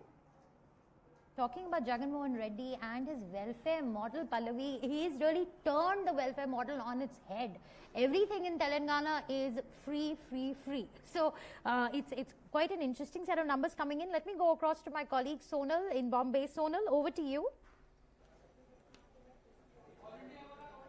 Well, thank you, Shweta, for that. We've been looking at numbers closely, and I think fair to say that now we have a good analysis, or perhaps again rider there going by exit poll figures, and if they were to hold true, Bodhi, we are looking at South in toto. Let's look at these figures and concentrate on what has South given to BJP, or even what seems to be the matter, or how even the India Alliance has fared overall in the South factor. Let's try and get those pictures and get those numbers out to have a very clear analysis. So just to recap everybody's memory, if we were to look at 131 seats overall of southern states and union territories, this would include Tamil Nadu, Puducherry, Kerala, Lakshadweep, Karnataka, Andhra Pradesh and Telangana. Out of the total 131, at this point, again, if these exit polls are to hold true, 51 to 54 are going to the NDA Alliance. That number, however, for the India Alliance at the moment is 64 to 67. If you look at individual parties over there, BJP 34 to 36 and the Congress is about 31 to 34. If you were only, lots of statistics to sort of, munch and understand from these figures. But Bodhi, first up, only a BJP versus INC. The numbers are so close. 34 to 36 for BJP, 31 to 34 for the Congress party. This, how are we to see? So I think these numbers would be a huge disappointment for the India Alliance and for the INC, because if they were to be in the national contest at all, they needed to rack up a big lead in the south. Now that doesn't seem to be happening. The NDA is only a little behind the India Alliance, and the BJP and the INC numbers are very close. So if you go into, when you go into northern and western India, these are the high catchment areas for the India Alliance and for the INC. When you go to northern India and western India, those are the low catchment areas. So that's a disappointment. I think the real takeaway for the BJP, if these numbers hold true, and I think they will to some extent, because I think the other polls are also indicating something almost significantly. Significant. So I think this is so it's a big victory for the BJP, because there was this narrative in sections of the media, particularly foreign media, that the BJP was strong in the Hindi heartland, and but in the most industrialized and the richest parts of India, it didn't have much of a hold. Now that is no longer true. Maybe in Tamil Nadu, in terms of seat, we have to look at the vote shares and all that. In Tamil Nadu, in terms of seats, it's not just so about great. 1, 2, 3. Just They've about opened 1, 2, their 3. account. In Kerala, Lakshadweep, Tamil Nadu, Puducherry also 1, 2, 3. The Karnataka victory is a big victory. Yes. The Telangana, quite frankly, the BJP was disappointed by its performance in the assembly elections. So Telangana is a big gain for the BJP. And but Karnataka not really a surprise there, right? Karnataka is not a surprise, but there were some pre-poll estimations, which pre-poll analysis, which looked to the Congress picking up 7 seats or even 10 seats. That's really not going to happen. So the BJP is really re-established itself in Karnataka. It's done very well in Telangana, which is also an industrializing, rapidly one of the richest states in India. Right. And Andhra Pradesh, it is back in contention along with TDP, which is its ally. So good news for the BJP. Good news for the BJP. Let me go across to Pallavi as well. Pallavi Ghosh is with us, and she has traveled extensively, and she can give us perhaps a sense of what these numbers mean and why these numbers stand the way they stand at this point. Pallavi, overall, if you look at the southern states and union territories, NDA currently standing at 51-54. And India Alliance standing at roughly about 64 to 67. This is about 8 seats higher than how much they got last time around. The question is, at this point, we are all saying the BJP will be happy with these numbers. Could you tell us what were the key things that you think really made an impact? We've spoken about how the southern states they got the maximum time of the Prime Minister as well. And there was a bit of a nervousness around that. What do you think worked overall, instead of getting into state-wise specifics? BJP is never happy or satisfied, and I think it's his hunger to do well, which perhaps explains why the Prime Minister deliberately spent a lot of time down south. Many of his road shows, campaigns, his ministers being kind of sent off down south, because again, it's all about proving a point. This perception that BJP can't do well in down south is also one reason why he really wanted to focus on south. And the second thing is, the BJP began with this whole thing that there will be anti-incumbency. There could be anti-incumbency in some of the states, and there's no way butt down in states in which they had a completely walkover, for example, in Gujarat, Rajasthan, and Madhya Pradesh, and so on and so forth. So I think the PM knew, as a part of its strategy, and the team PM knew, that we really have to make up for the fact that there could be a possible anti-incumbency and repercussions on our number of seats. And therefore, we need to look for newer pastures, and that is where Odisha, Bengal, and of course, more importantly, South comes in. So I'm surprised by some of the numbers and the extent of the numbers, but not completely surprised. And this is again what Abhijit and I were discussing. The more we think it can't happen, the more it's going to happen with the BJP. And I think when the real result starts coming out on the 4th, it's going to be contrary to maybe possibly a lot of expectations and beliefs. I mean, wherever the India bloc is very confident about that we are going to do well, possibly they may not do as well as they're thinking they can be doing. And if these numbers hold for the BJP as the exit poll results are telling us, it is going to be a very stunning performance. And I think it's going to silence a lot of those who have been labeling BJP as only a North India party. How the Prime Minister has no traction down south, the language is a barrier, he doesn't understand the southern language, and so on and so forth. Who wants to vote for a Hindi-speaking Prime Minister or a Hindi-speaking party? All those perceptions and beliefs will, of course, get a huge jolt if these numbers stand on 4th. Right, Pallavi, thanks so much for that. Now we have numbers coming in for Chhattisgarh, 9 to 11 seats for NDA, India Alliance 1 to 4, 11 seats in total in Chhattisgarh. Brajesh ji, it's looking like a sweep for the BJP. Up to Chhattisgarh के numbers are also looking quite encouraging. Shweta, मैं एक चीज बता दूं, अभी कुछ दिन पहले हम लोग बनारस में थे और वहां पर बीजेपी के एक बड़े लीडर से बात हो रही थी। उन्होंने एक चीज कही थी, उन्होंने कहा था कि 16 ऐसे यूनिट्स हैं, चाहे राज्य हो या यूनियन टेरिटरीज हो, जहां पर की बीजेपी क्लीन स्वीप करने वाली है, और उसमें छत्तीसगढ़ का भी नाम था। तो आप देखिए कि छत्तीसगढ़ में 11 सीटें हैं और जो रेंज है हमारा बीजेपी के लिए वह 9 to 11 है। इट मीन्स कि बीजेपी वहां क्लीन स्वीप करने जा रही है। हमारे एग्जिट पोल भी इसको दिखा रहे हैं, यानी कि उनका जो असेसमेंट था। और मैं आपको सिर्फ अब छत्तीसगढ़ ही नहीं, मैं मध्य प्रदेश के बारे में बता दूं। मध्य प्रदेश में आपको याद होगा कि टोटल 29 सीट्स हैं। लास्ट टाइम बीजेपी ने वहां पर 28 सीटें जीती थी। सिर्फ इस बार मसला एक छिंदवाड़ा का था कि छिंदवाड़ा में क्या होगा, कमलनाथ या फिर उनके बेटे लंबे समय से लगातार ये सीट जीत रहे हैं। और जो आपके एग्जिट पोल जो इशारा कर रहे हैं कि इस बार छिंदवाड़ा की सीट भी बीजेपी जीतने जा रही है, तो अगर 29 सीट्स अगर जो है मध्य प्रदेश में जीत लेती है बीजेपी, इट मींस कि वहां भी क्लीन स्वीप होने जा रहा है। तो ये तो saffron sweep, that's what Brajesh ji is saying. According to our exit poll numbers, we'll of course keep updating the graphics, but Brajesh ji कह रहे हैं कि it's looking like a saffron sweep across Madhya Pradesh, across the southern states. Even in Western India, if you look at the figures of Gujarat, you know, our own exit poll, it shows that BJP this time also is going to get all 26 seats. And so it will be a hat trick. 2014 में 26 की 26 जीती थी, 2019 में भी 26 की 26 जीती थी, और इस बार भी जो एग्जिट पोल हमारे बता रहे हैं कि 26 में से 26 बीजेपी जीतने जा रही है। लेकिन big numbers coming in. It's looking like a saffron sweep for the BJP in substantial gains in southern India and a saffron sweep in the western part of the country, Madhya Pradesh, Gujarat. Those are the numbers coming in right now. Brajesh ji, so this is final numbers कभी 2 घंटे और हैं हमारे पास जब तक हमारे को पूरी टैली मिलेगी, बट ये this is looking like you know, I don't think anybody was expecting these numbers. Let me go across to Arup Ghosh. Arup, thanks so much for joining us.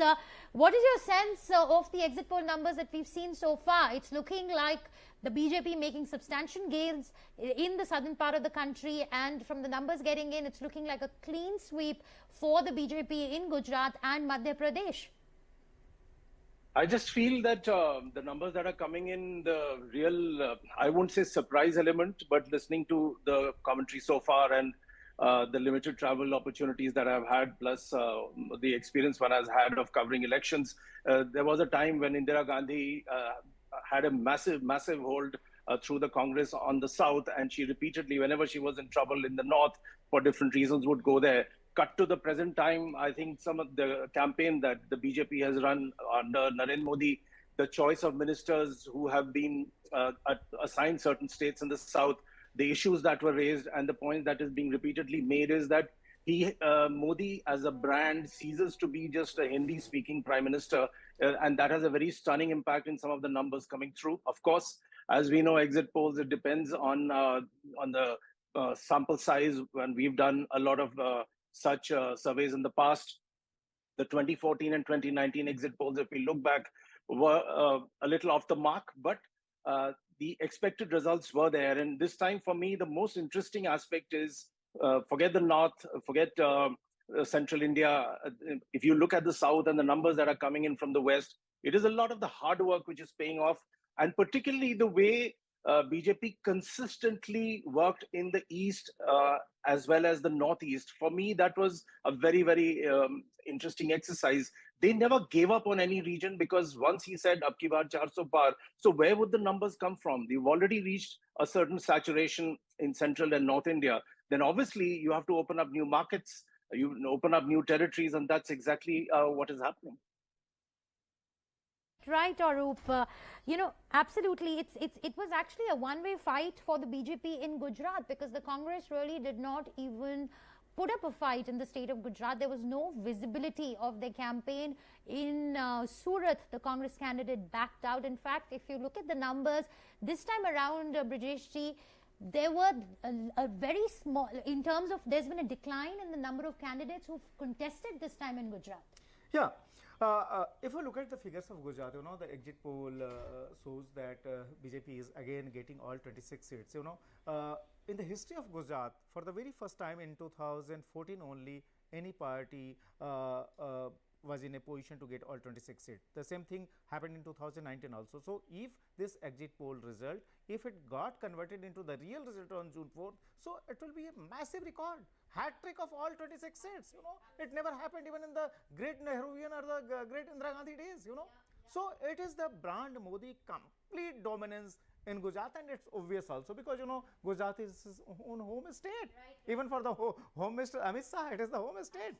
Absolutely. वहाँ पे हार नहीं सकते नहीं और अमित शाह की मैं बताऊं, एक जो है सो अभी कुछ दिन पहले हमारी बात हुई तो उन्होंने कहा, किसी ने कहा कि साहब आप एक सीट कोई लूज कर रहे हैं, वहां इस बार 26 नहीं होगी, बोले कि अगर वहां एक हार जाएंगे तो हम पूरे देश में जो है हम उस ताकत से नहीं लड़ पाएंगे, तो गुजरात तो हम सभी जीतेंगे 26 की 26. Sonal, did you hear that? The numbers coming in, it's looking like a clean sweep for Gujarat. And what Brijesh ji was saying about his conversation with Mr. Amit Shah, एक सीट भी नहीं हार सकते हैं गुजरात में. Sonal, over to you. Yeah, interesting there. And you know, as the big picture, let's just concentrate on that at this point. We looked at the big picture down south. There it looks like all the hard work put by the BJP has given some fruit. They've managed to make a dent. States which never had BJP seats or NDA seats, they've managed to win in there. States in down south, again, it feels like the center-state divide was still there. But as you move towards the Hindi heartland, as we start getting numbers from Gujarat, from Chhattisgarh, from Madhya Pradesh, Rajasthan also with us now, we'll just pop that up on the screen as well. But Brijesh ji, मैं आपसे समझना चाहती हूँ, जैसे जैसे हम Hindi heartland की तरफ आ रहे हैं, okay, I'm told we can't go to Brijesh ji. Apologies for that. Let me try and see if Arup Ghosh is still with us. Arup, if you can hear this, it feels like as we move towards the Hindi heartland, again, candidates are irrelevant. Here, the Modi factor comes in. Here is where it becomes a vote, a ballot for the Prime Minister. And this is where they had to do well, and it seems like they have done well.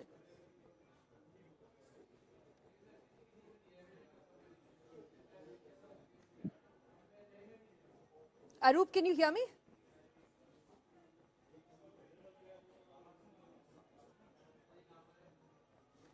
Okay, let's give that a moment. Let's give that a moment, and let me come back to Bodhi over here. Bodhi, then let us understand these numbers a little bit. Like I said, big picture, let's talk, sort of segments. Let's talk about South. We said BJP managed to make a dent. These numbers should make them happy. They were exhausted in those spaces. So now, this is where they have to make an impact. Moving towards the Hindi heartland, we are looking at quite a clear sweep at this point. Look at the numbers overall, if we can sort of start projecting that as well. For BJP, NDA, it's looking like a good 120 plus. and for the India Alliance just about 2024. I mean, here it's a clear Modi factor. Which states are we talking about here? We're talking about Gujarat. We're talking about Rajasthan, we're talking about Madhya Pradesh, Chhattisgarh and Gujarat. So these are states where, Gujarat, there was some chatter in the media that in one or two seats there could be a contest. I was never convinced. I was always, it was always my belief that BJP would win 26 out of 26 in Gujarat. I mean, it's Mr. Modi's home state. Yeah. Right. So which is what the exit poll is showing. The exit poll is showing, and it is, I think, likely to be. We'll find out. Rajasthan, Madhya Pradesh. I think our exit poll is showing a loss of a few seats in Rajasthan. That's also widely expected. Let's actually see. If you look at the wider, I think the exit polls again are showing a band. So I think I'm not sure what is the band for the India Alliance, which in Rajasthan is the Congress only. I think it's showing a... But a clear messaging here in Chhattisgarh. It's a clear messaging in Chhattisgarh. They're winning in Chhattisgarh big time. They'd won the assembly elections in Chhattisgarh 6 months back, so it's not a surprise that they would largely win. Madhya Pradesh and Rajasthan, it's a question of whether they would lose 1 or 2 seats. So they might well lose 1 or 2 seats. I think last time in Madhya Pradesh they had won 28 or 29, if I'm not mistaken, 1 seat for the Congress. Congress might gain a seat here. They might also gain a few seats in Rajasthan, as our exit poll is saying. That was widely expected. I think, by the way, is it fair to say, Bodhi, at this point that when it comes to states like Chhattisgarh, candidates became almost irrelevant? BJP had a blueprint on how they would attack. It was about schemes. It was about the Prime Minister's promise. It was about, I mean, that was largely, the overall narratives as well. But it played out really well, for Chhattisgarh. So I think this would be true across, quite frankly, not just for Chhattisgarh. It would be true of UP. It would be true of Hindi heartland across the length and breadth of India, and particularly the Hindi heartland. It is as indeed seems to be the case that the NDA is going to return to power with a convincing majority, and the BJP will have a solid majority on its own. It's a testimony to the power and the triumph of brand Modi. I think we are clearly headed for a Modi 3. And yes, candidates, because there was quite a lot of media reports that there was anti-incumbency. But the BJP has replaced a fair amount of its candidates on the ground. It's not that they were not sensitive to it. But ultimately, I think it is the people at this level, at the level of these elections, are voting for Prime Minister Modi for a third term. I mean, that very clearly is what the exit poll is showing. Exit poll is showing. Can I bring in a factor here that we haven't spoken about so far in our discussion? And that's the M factor. That's the Mahila factor over here. Right. We don't have significant statistics when it comes to exit polls on male versus female just yet. It's going to get more and more clear as we head into around 9:30, 10 o'clock or so. That's when those figures will also start sort of coming in. But at this point, in down south and in the eastern belts, how big a factor has that been, where so much chatter was revolving around how women this time were silently voting, not on their own, and this has been a trend that we've seen coming over the past few elections. Right. So I think women are because of the welfare schemes of the BJP, starting with the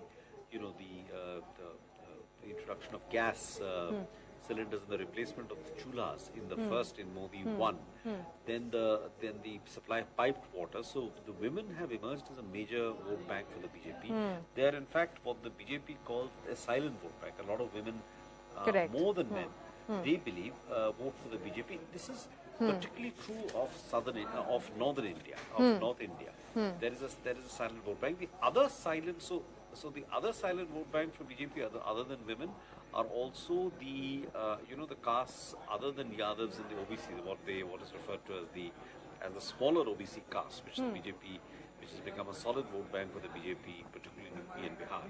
They are also women and the other OBCs, section of Dalits, are the silent vote bank for the BJP, what they call the silent vote bank. Clearly, if these results, exit polls hold, and I think they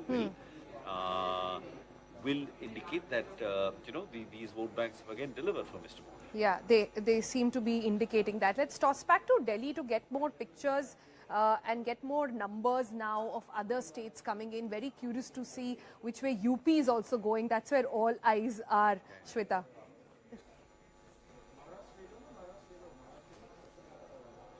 Right, Sonal. Thanks so much. Brajeshji, we have numbers coming in for the most khichdi state, Maharashtra. Sabse mushkil, sabse complicated. and it's not looking like a cakewalk for anybody. The numbers that we are getting in right now: BJP 22 to 23, NDA 32, INC 6 to 9. Brajesh ji. जी श्वेता, मैंने अभी थोड़ी देर पहले आपको मैं खिचड़ी ये बोल रहा था. खिचड़ी कोई मेरा शब्द नहीं है, महाराष्ट्र के एक बड़े प्रोमिनेंट पॉलिटिशियन का शब्द है जो कि राज्य के चीफ मिनिस्टर रहे 5 साल तक लगातार. बताने की जरूरत नहीं कि वो कौन होंगे. उन्होंने कहा कि महाराष्ट्र हमारी पूरी की पूरी खिचड़ी है, क्योंकि इतने सारे जो फैक्शन इधर उधर बटे. अब मान लीजिए एनसीपी दो हिस्सों में है, शिवसेना 2 हिस्सों में है, कौन किसके साथ था पिछले इलेक्शन में, इस बार कहां आ गया. तो इसलिए कंप्लीट खिचड़ी है, व्यूअर्स के लिए भी, वोटर्स के लिए भी, सबके लिए. और ऐसे में माना जा रहा था कि महाराष्ट्र में बीजेपी को काफी नुकसान हो सकता है अपने एलाइज की वजह से, क्योंकि खासतौर पे जो सिंधे फैक्शन जो इनके पास आया, या फिर जो है शरद पवार के भतीजे जो इनके पास आए, बावजूद इसके अगर आप देखें तो बीजेपी की जो रेंज है 20 to 23, if you remember the 2019 figures, 2019 में भी बीजेपी को 23 सीटें आई थी. तो अगर रेंज जो है अगर अपने मैक्सिमम लिमिट पे जाता है तो बीजेपी अपनी सीटें जो है ज्यों के त्यों बरकरार रख सकती है, जो कि बीजेपी के नेताओं का कहना था. जो उनको नुकसान अगर होगा तो नुकसान जो है जो उनके एलाइज हैं, शायद वो अपनी सीटें पूरी तरीके से न जीत पाए, लेकिन तब भी बड़ा नुकसान नहीं दिख रहा है. अगर आप देखें टोटल 48 सीट्स हैं महाराष्ट्र में, उसमें से रेंज 32 to 35 है. जहां माना जा रहा था कि हो सकता है बड़ा नुकसान हो, वहां पर वो नुकसान नहीं हो रहा है. तो महाराष्ट्र भी एक तरह से देखें, जो कंडीशन थी, जिस तरह का खिचड़ी मामला था वहां पर बीजेपी के लिए, मुझे लगता है कि वो काफी सेटिस्फाइड हो सकती है अगर एग्जिट पोल के जो ये नतीजे हैं अगर एक्चुअल रिजल्ट में कन्वर्ट हो जाए. जी. देखिए, Maharashtra with its 48 seats second most crucial state है for any political party after Uttar Pradesh. And if we look at how the BJP has performed in the state, the BJP-led alliance, 42 seats in 2014 and 41 seats in 2019. तो इस बार के नतीजे अगर देखे जाए तो अभी हम 22 से 23 सीट की बात कर रहे हैं, BJP alone, and NDA 32 to 35. काफी अपहीवल रहा है स्टेट में in the last few months. Operation lotus हुआ, पार्टीज ब्रेकअप हुई, परिवारों में लड़ाई हुई, मेजर फेस ऑफ हुआ. बारामती की कॉन्स्टिट्यूएंसी ब्रजेश जी बहुत इंटरेस्टिंग रहेगी.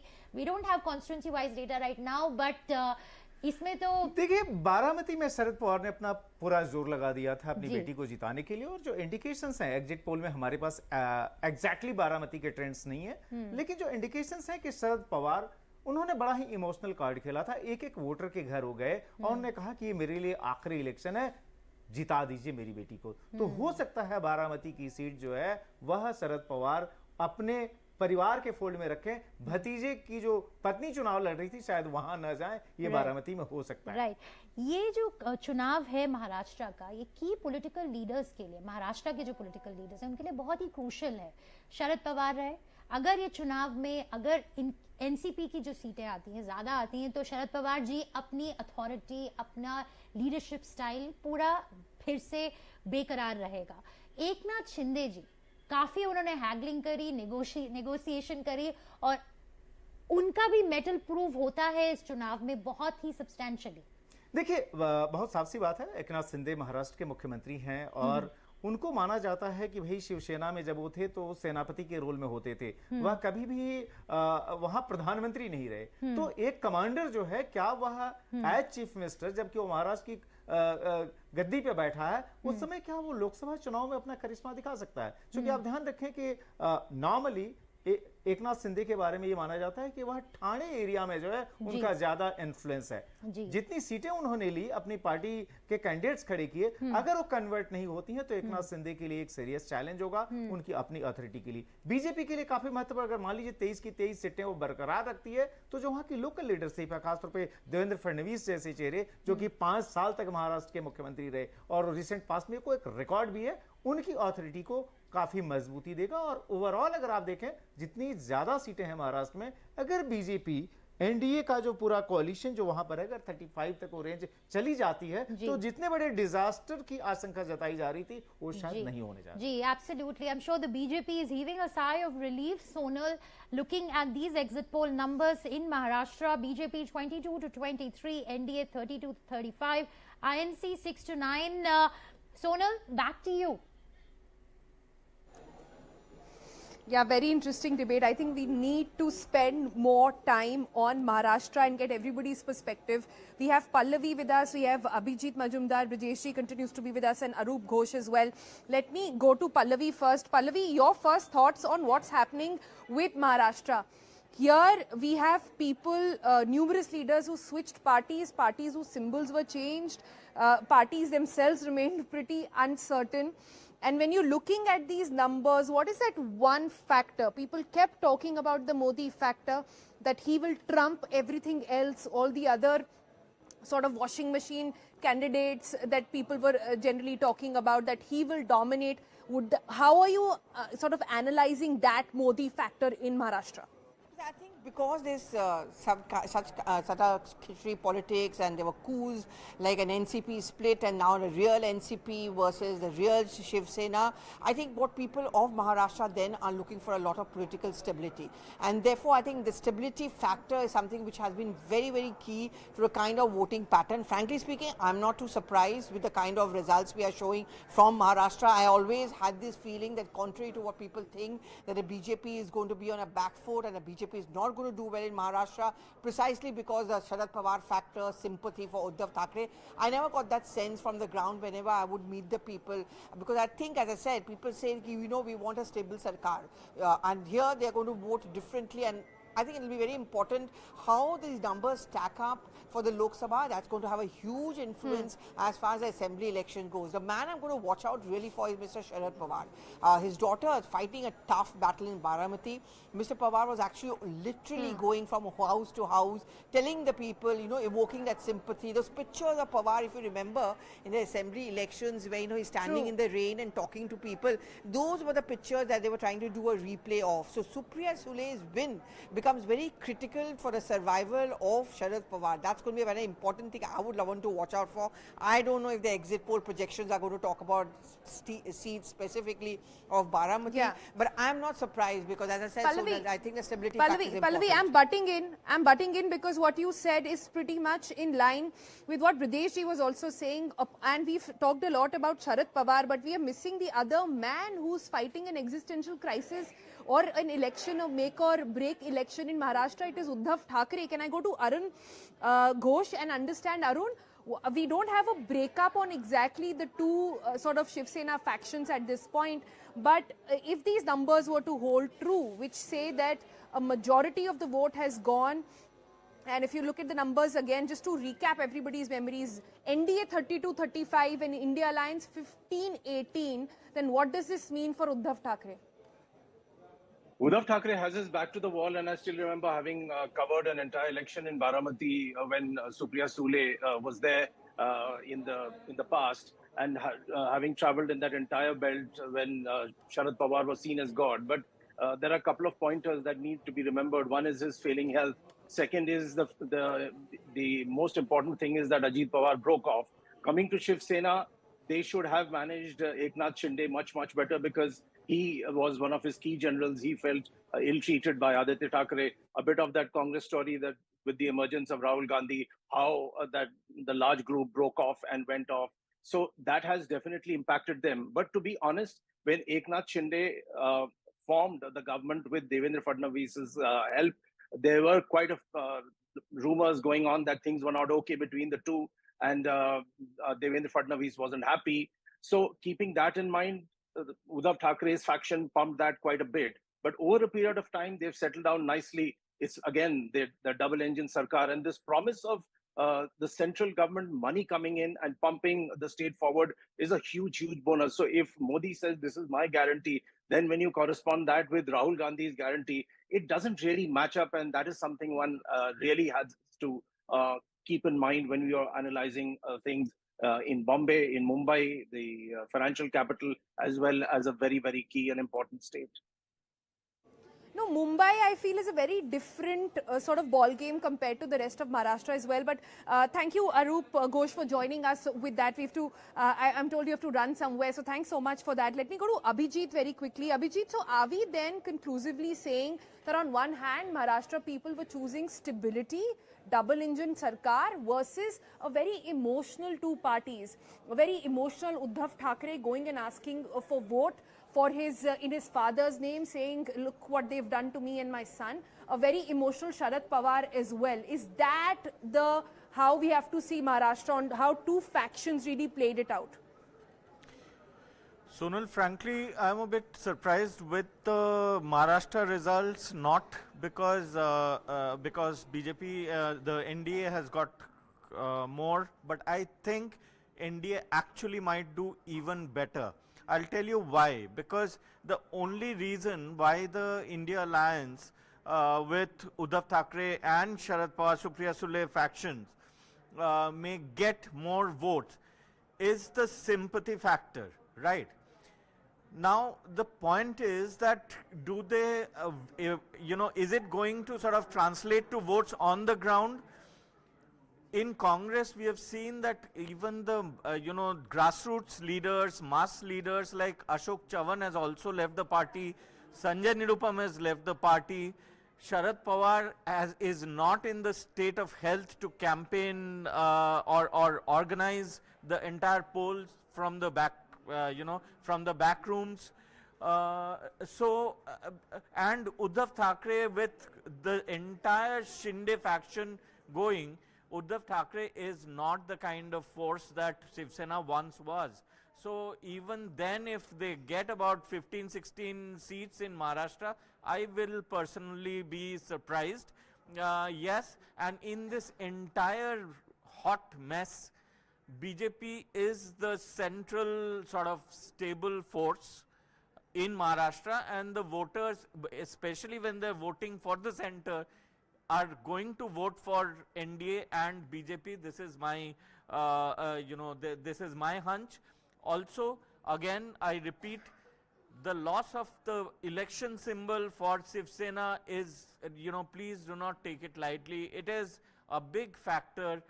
Any party, any legacy party losing its symbol is a pretty big thing. It kind of damages it quite badly.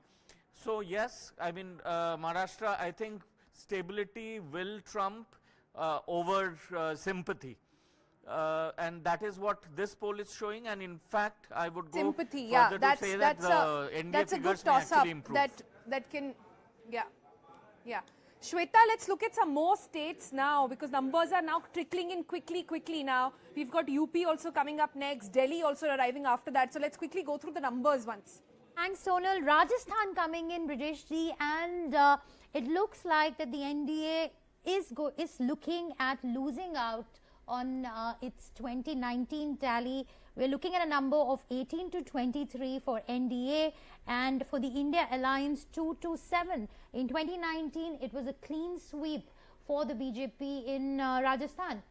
Shweta, in 2019, BJP won 24 seats, while one seat was for Hanuman Beniwal RLP, because they were in alliance. But yeah, this time, because of the disgruntlement at several seats, as well as the poor selection of candidates, and then some rebels, even BJP was expecting to lose some of the seats. Even the top senior leaders were expecting to lose 2 to 5 seats. So even the exit poll, in fact, it confirms the fear, and that's why in Rajasthan, the range for BJP is 18 to 23. And so this is what the BJP leadership was also expecting. Exactly. वो पहले से मान के चल रहे थे कि हमको 3 से 4 सीटों का नुकसान होगा. वो ज्यादा अगर बढ़ा तो 5-6 सीटों तक जा सकता है, और एग्जिट पोल भी उसी डायरेक्शन में इंडिकेट कर रहा है.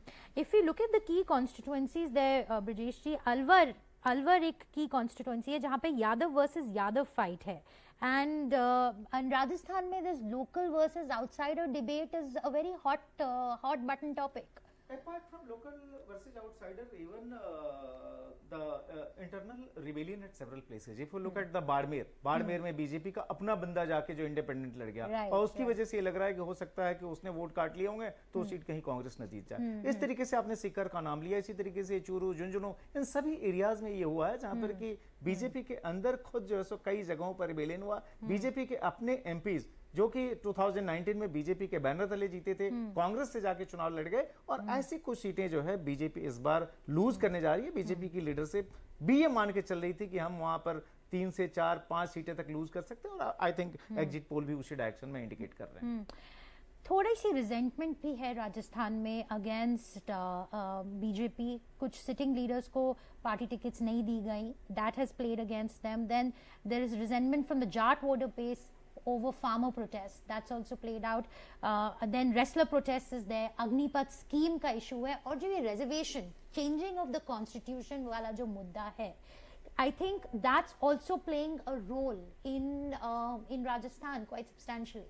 मेरे ख्याल से रिजर्वेशन वगैरह तो आप छोड़ दें. मेरे ख्याल से वो पैन इंडिया हो सकता है, खासतौर पे नॉर्थ इंडिया में. बट जैसे मुझे लगता है कि 2-3 फैक्टर्स जो आपने कहा, the Jat factor, the athlete factor और द अग्निवीर वाला, ये जो है मुझे लगता है कि जब हम हरियाणा के एग्जिट पोल के रिजल्ट्स देख रहे होंगे, उसमें शायद अगर ये रिफ्लेक्ट होनी होगी तो काफी रिफ्लेक्ट होगी. चूंकि हरियाणा वो जगह है जहां पर आप ध्यान रखें कि मैक्सिमम रेसलर्स वहां से आते हैं, वहां से बड़े पैमाने पर फौज में लोग जाते हैं. तो इसका क्या इम्पैक्ट जो है हुआ है बीजेपी के पॉल परफॉर्मेंस को, इसको लेकर मुझे लगता है कि हरियाणा जो है आइडियल स्टेट होगा इसको चेक करने के लिए. बिल्कुल. और अशोक गहलोत जी की बात की जाए ना, उनके जैसे जो पॉलिटिकल स्ट्रेटेजिस्ट हैं कांग्रेस पार्टी में कम ही है. And Rajasthan is his home state, so he has put his entire might behind keeping the caste equation in check in Rajasthan. बिल्कुल. आप देखिए अशोक गहलोत की सरकार 5 साल सर्व करने के बाद से अभी गई है, और अशोक गहलोत कांग्रेस के अंदर आप कह सकते हैं कि आज की तारीख में जो लोग बहुत ही बढ़िया स्ट्रेटजिस्ट हैं उनमें से एक हैं. आप ध्यान रखिए, हम लोग अभी गुजरात को डिस्कस कर रहे थे जहां पर कि बीजेपी ने एक तरह से हैट्रिक लगाते हुए दिख रही है जी. 2017 assembly elections, the worst performance of the BJP in the state. आप याद रखिए 99 सीट्स पर आ गई थी बीजेपी, किसी तरीके से वो सरकार बनी थी, और कौन था सामने? अशोक गहलोत. वो जो है प्रभारी थे कांग्रेस के गुजरात में, और खुद बीजेपी के लीडर्स ने एक्सेप्ट किया कि अशोक जी बड़ा अच्छा चुनाव लड़ते हैं. बिल्कुल. तो ये जो आप देख रही हैं, अगर कुछ सीटें जो है अगर कांग्रेस के खाते में जा रही होगी तो बीजेपी की अपनी इन फाइटिंग और सामने उसको इनकैश करने के लिए गहलोत जैसे लोगों का होना जी. और बूथ मैनेजमेंट ब्रजेश जी, बूथ मैनेजमेंट मुझे लगता है कि इसमें तो मैं कांग्रेस को कोई स्कोर नहीं देना चाहूंगा. कांग्रेस का वोटर जो है वह जाके खुद वोट गिराता है. अगर बूथ मैनेजमेंट के लिए आपको किसी को अप्रिशिएट करना होगा तो मुझे लगता है कि आपको सिर्फ और सिर्फ बीजेपी को अप्रिशिएट कर सकती हैं, जहां पर कि बिल्कुल जो है माइक्रो लेवल पर, जहां पर कि कहते हैं ना कि जहां पर हर बूथ को जीतने के लिए निकलते हैं, हर बूथ को नहीं हर पन्ने को जीतने के लिए निकलते हैं. इसलिए there is an institution called panna pramukh in BJP across the country. Sonal, you just heard Brajesh ji talk about the magic of Ashok Gehlot in Rajasthan, and the fact it looks like that the NDA is looking at a loss of about 2 to 3 seats in Rajasthan. That's right. Brajesh ji, अगर आप इस समय मुझे सुन पा रहे हैं, मैं बड़ी देर से कोशिश कर रही हूँ कि समझ में आए, और ब्रजेश जी का जो इतना सालों का पॉलिटिकल एक्यूमेन है उस पर थोड़ा सा let's try and scratch that a little bit. ये जो अशोक गहलोत वर्सेस सचिन पायलट का पूरा इशू चला है, क्या इस समय कहना फेयर होगा कि सबसे बड़ा reason for the lagging behind has been this, that the Congress could not keep its own house in order? देखिए, मुझे लगता है कि एक फैक्टर ये हो सकता है, लेकिन आप ये भी देखिए, मैंने पहले भी कहा था कि जो लोकसभा इलेक्शंस है और असेंबली इलेक्शंस हैं, दोनों में ट्रेंड बड़ा अलग अलग होता है. आप 2018 को याद करिए, यही अशोक गहलोत सरकार में आए थे, और राजस्थान में एक ट्रेंड भी है कि हर 5 साल पर वहाँ सरकारें चेंज हो जाती हैं. आप देखें 2003 में जो अशोक गहलोत की सरकार गई थी, 2008 में वसुंधरा राजे की सरकार गई, फिर से जो है 2013 में आप देखिए फिर अशोक गहलोत गए, वसुंधरा राजे आई, और फिर 2018 में अशोक गहलोत आए, और फिर जो है उनकी विदाई जो है पिछले साल हो गई. तो ये राजस्थान में ये हमेशा एक चेंज होते रहा, और ये सालों से है. जहां तक बीजेपी अगर 2-3 सीटें अगर लूज कर रही है और कांग्रेस अगर उसको गेन कर रही है, तो मुझे लगता है कि एक उसका बड़ा कारण बीजेपी के अंदर की खुद की इनफाइटिंग, कई जगह उनके रिबेल्स का खड़े हो जाना जिन्होंने की बीजेपी का खेल खराब किया. जहां तक कांग्रेस के इस तरह के खराब परफॉर्मेंस का सवाल है, तो ये तो आप मान के ही चलें कि कांग्रेस के अंदर इनफाइटिंग जो है उनके डीएनए में है, वो परमानेंट नेचर है. और जहां तक गहलोत और पायलट के बीच आप क्लैशेस की बात कर रही हैं, तो ये भी पिछले 8-9 साल से लगातार चल रहा है. तो मुझे नहीं लगता कि इसमें कांग्रेस के लिए बहुत कुछ सोचने जैसा था. तो एक और बिल्ली के भाग से छींका, तो फिर एक और चीज के बारे में बात कर लेते हैं. राजस्थान में जहां पर कि उनको कुछ सीटें बीजेपी की अपनी कमियों की वजह से मिल रही है. जी, बट कांग्रेस ने तो अलायंस करने की भी कोशिश करी.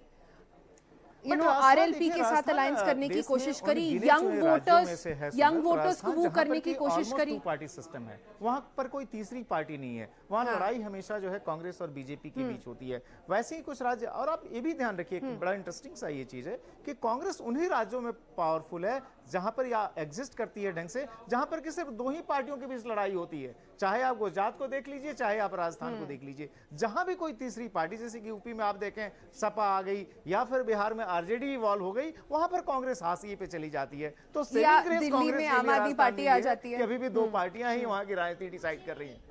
जेटली जी ने ये बात समझाई थी कि जब भी तीन पार्टी का कंपटीशन होगा, बीजेपी हमेशा गेन करेगी, and we have seen that in BJP strategy. Brajesh ji, let's zoom out a little bit. अभी तक हमको काफी स्टेट्स के ट्रेंड्स पता लग गए हैं, एग्जिट पोल रिजल्ट्स पता लग गए हैं। We are looking at West Bengal right now. West Bengal 6 to 9 seats of the 10 of the total 42 seats, the trends coming in right now. BJP 6 to 9, TMC 3 to 6.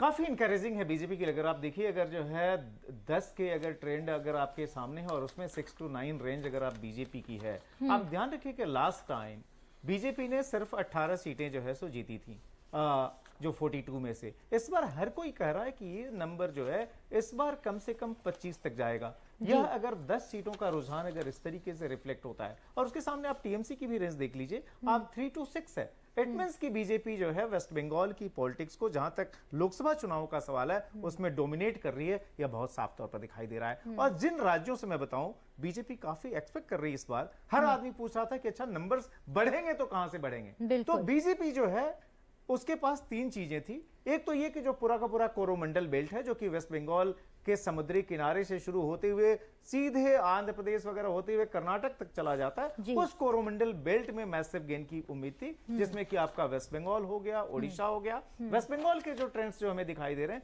वो साफ तौर पर उस डायरेक्शन में लेके जा रहे हैं कि बीजेपी कोरोमंडल एरिया में मैसिव गेन की तरफ बढ़ रही है, और उसमें जो है वेस्ट बंगाल उसका एक मजबूत फोर्ट होने जा रहा है। Right, again a very very crucial state, West Bengal. The BJP has been banking on making gains in this state for the BJP to accomplish its goal of crossing battle head on. Can I go across now to my colleague Abhijit Majumdar? Abhijit, are you still there with us from the newsroom? We want to get a sense from you on the exit poll trends coming in right now. 6 to 9 seats for the BJP, and for the TMC 3 to 6. Shweta, there's a problem with the audio. I'm still there, but can we get the Bengal figures, please? Yes, absolutely. So we have numbers for the 10 seats out of the total 42, 6 to 9 for the BJP currently, and for the TMC we are looking at about 3 to 6 seats. Of the 10. So BJP has, is just a little ahead of TMC, right? Yes, it is ahead of TMC, yes. Yeah, so this is what is being projected, throughout the election now, or, at least there I've been on the ground, and, it's palpable. The whole search for the BJP is palpable. The only question is whether this will translate to votes because of the absolutely wanton violence that happens in the state every time there is an election, and even this election is no exception. So whether the votes will ultimately land up in the EVM is the question. Otherwise, BJP is definitely going to be at least a bit ahead of the TMC. In West Bengal, North Bengal, BJP is likely to sweep. Birbhum, Bolpur, etc., even Hooghly, BJP will win. South Bengal, Trinamool has an advantage. Kolkata, Trinamool has an advantage, but again in Kolkata, BJP may win a couple of seats, which will be quite impressive, because Kolkata traditionally has voted Trinamool. But there is one angle here, Shweta. The CPM has ruled West Bengal for 34 years, Yeah. without really Calcutta being their stronghold. Calcutta was always, throughout this time, Congress's stronghold. So it, BJP should not bother too much about Calcutta, but a lead in Bengal ahead of TMC is a huge thing for the Abhijit, BJP. very quickly, if you could take us through some of the key issues that emerged in this election in West Bengal, because it's been a very fascinating fight. It's been a stronghold. First, it was a left bastion. Now it's been with the TMC. Has anti-incumbency played a role, or will it play a role when we get the final results on June 4th? Shweta, one issue that almost for sure brings down a government is law and order. Yeah. And, to top it, there is absolutely, unchecked corruption of the Mamata government. There is not a single aspect of life where there is not a scam. Earlier, Bengalis would say that for every aspect of life, there was a Rabindranath song, a Tagore song that would sort of, aptly describe it. Now, in every aspect of Bengal's life, there is a scam by Trinamool, and it, from drain to grain to sand to cow to, everything, education, everything there is a scam, and you have seen how it sort of unfolded visually when Partho Chatterjee and Arpita, Partho Chatterjee, the minister, was caught with crores of cash. I mean, there was so much cash that they had to buy flats, not to stay or to invest, but to actually keep cash.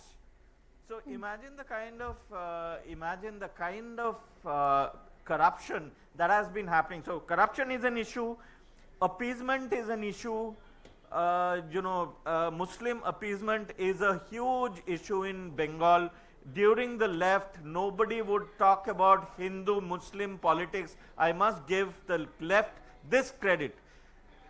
Mamata has opened the, bottle, and unleashed the genie. Thanks, Abhijit. Thanks. Just hold that thought. We have Mr. Nilesh Shah joining us from Mumbai, and I have my colleague Mahalakshmi joining us from Mumbai. Mr. Nilesh Shah is going to give us a markets perspective on what these numbers mean for the retail investors and for the equity markets. Over to you, ML.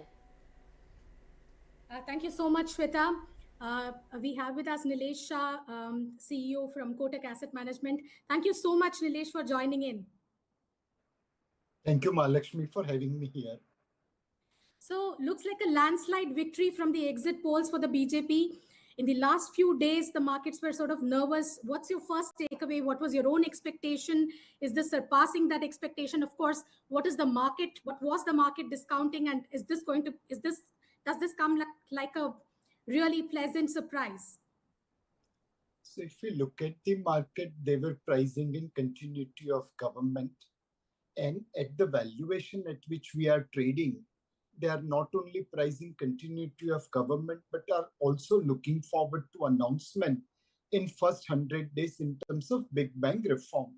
So the exit polls are obviously, as per the expectations, or little ahead of expectations of the market. But most important thing after the results and exit poll will be what kind of reforms India will unleash, which can justify current valuations. Right. But what do you expect as an immediate impact, considering the mind of the market has been positive, except for the last few days, where most of the traders were definitely predicting that, going into next week, that is Monday, Tuesday, traders would have sort of, unwound their positions going into the exit poll results and the election day quite light. So is it possible that with these numbers, there will be some, should we expect like a 2% up move or a circuit up on a Monday, Tuesday? So it's always difficult to predict market in the short term, but I will say circuit up looks unlikely. If we divide market on the investors and traders, then investors are loaded onto the market. There has been record amount of flows from domestic investors.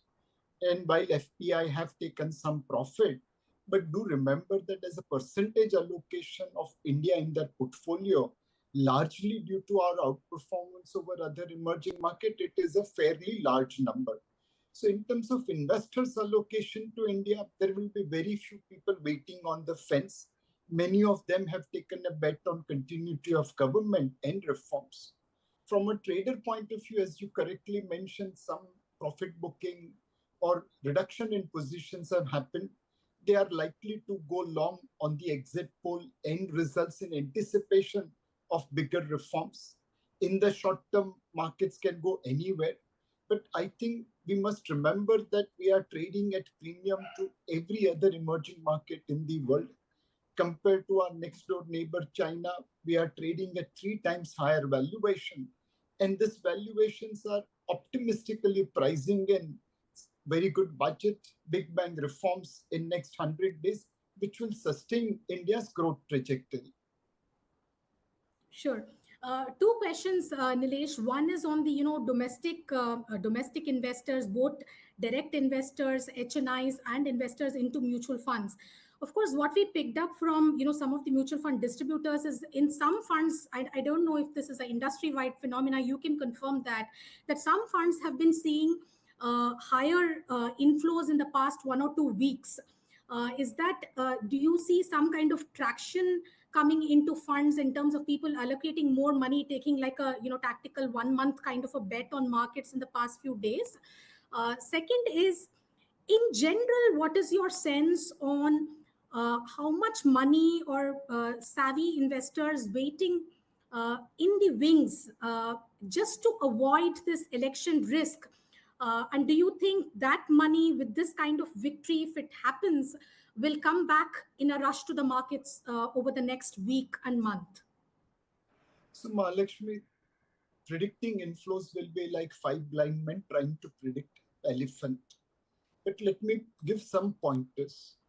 If we look at between FY21 to FY23 over 3 years, 21, 22 and 23, from the households, financial allocation towards mutual fund was about 4 lakh crore. Equity and other instruments, including corporate debentures and fixed deposit, was about 2 lakh crore. Against that, they put 9 lakh crore in currency notes. Now, between 21 to 23, Indian markets had a dream run. They delivered fantastic return, and yet people putting money in currency notes in their matrices, in their pockets, in their burnie, were far more than what they invested into mutual funds and equity. There is underweight to Indian equity, including mutual funds in investors' portfolio, whether they are retail, whether they are HNI, by and large. There will be always few exceptions.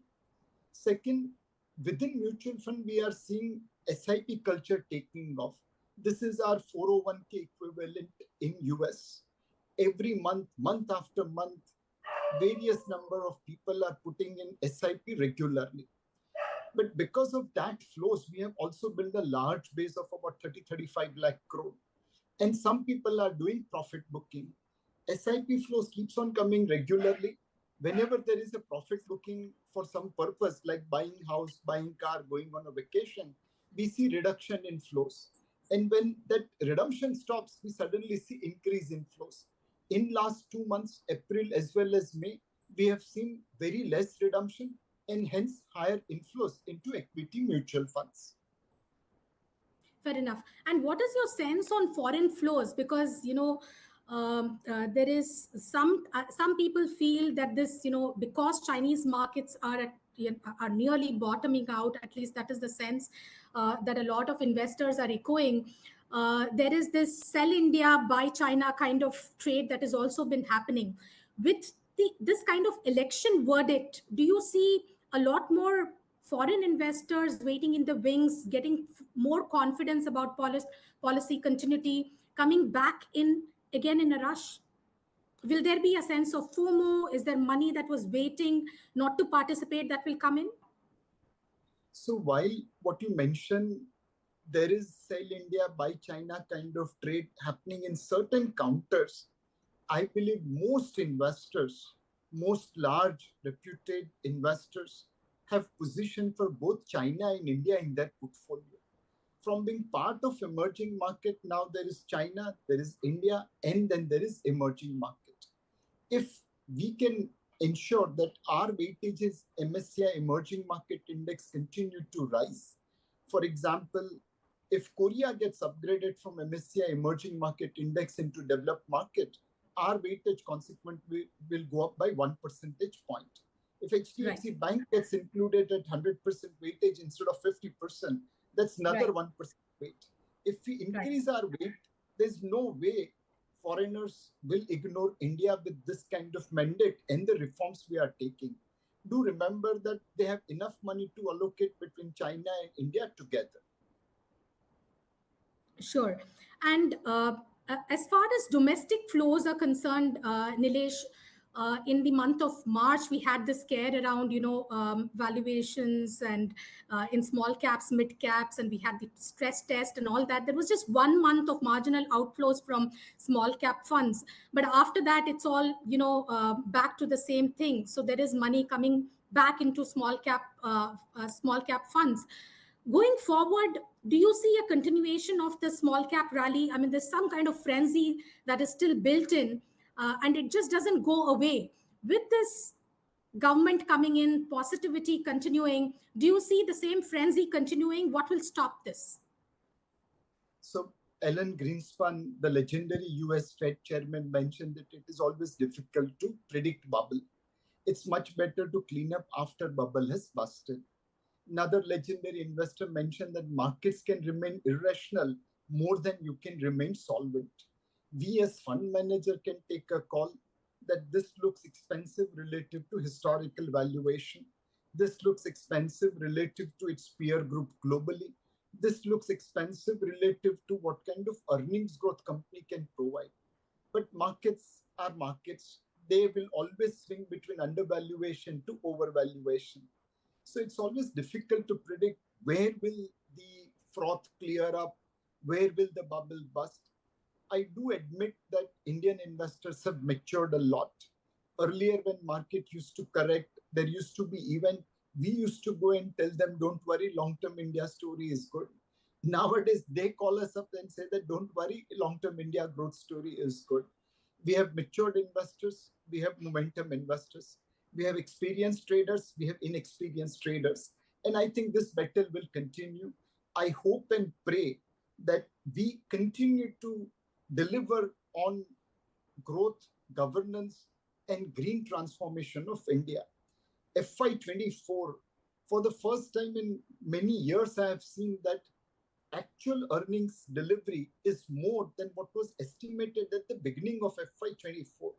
If we can maintain that trend, then the corrections will be far short-lived and every correction will be a great opportunity to buy as long as you have enough time horizon. Right. Nilesh, you said you don't want to predict the markets, and nobody who is a wise investor in the markets has made money just predicting markets and placing bets. But still, I'll ask you this question.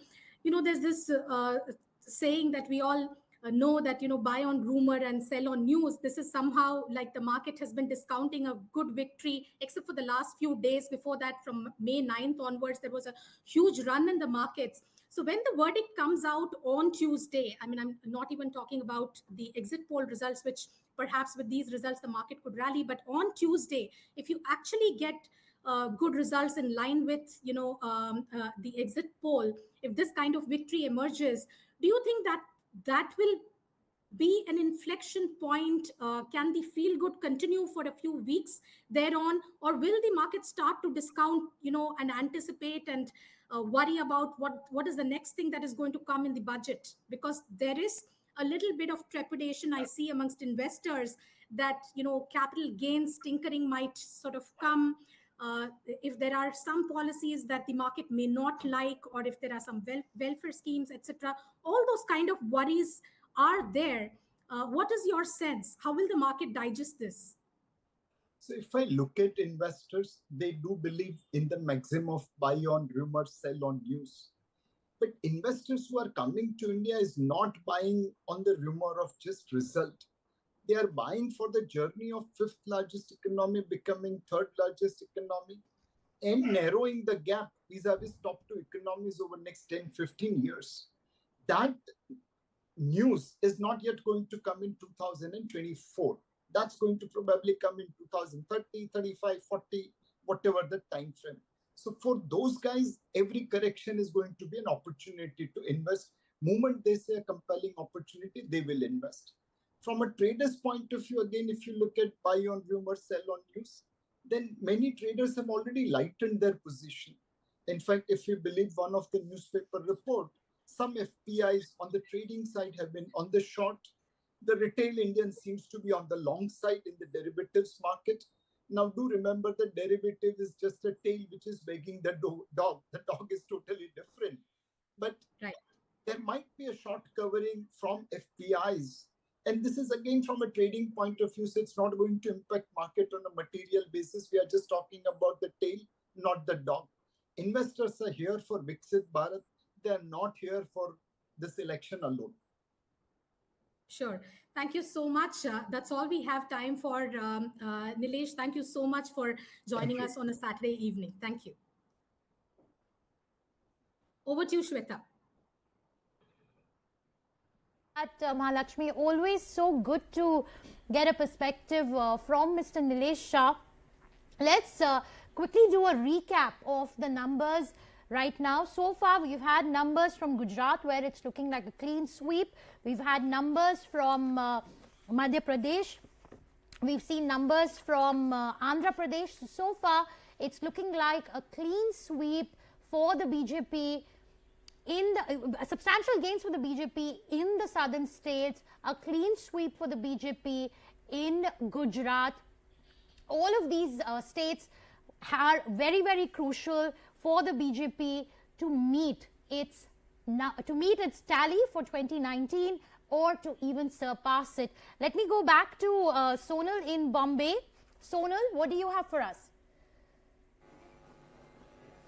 All right, Shweta, we're just crunching in all the numbers. A lot of them have already come in.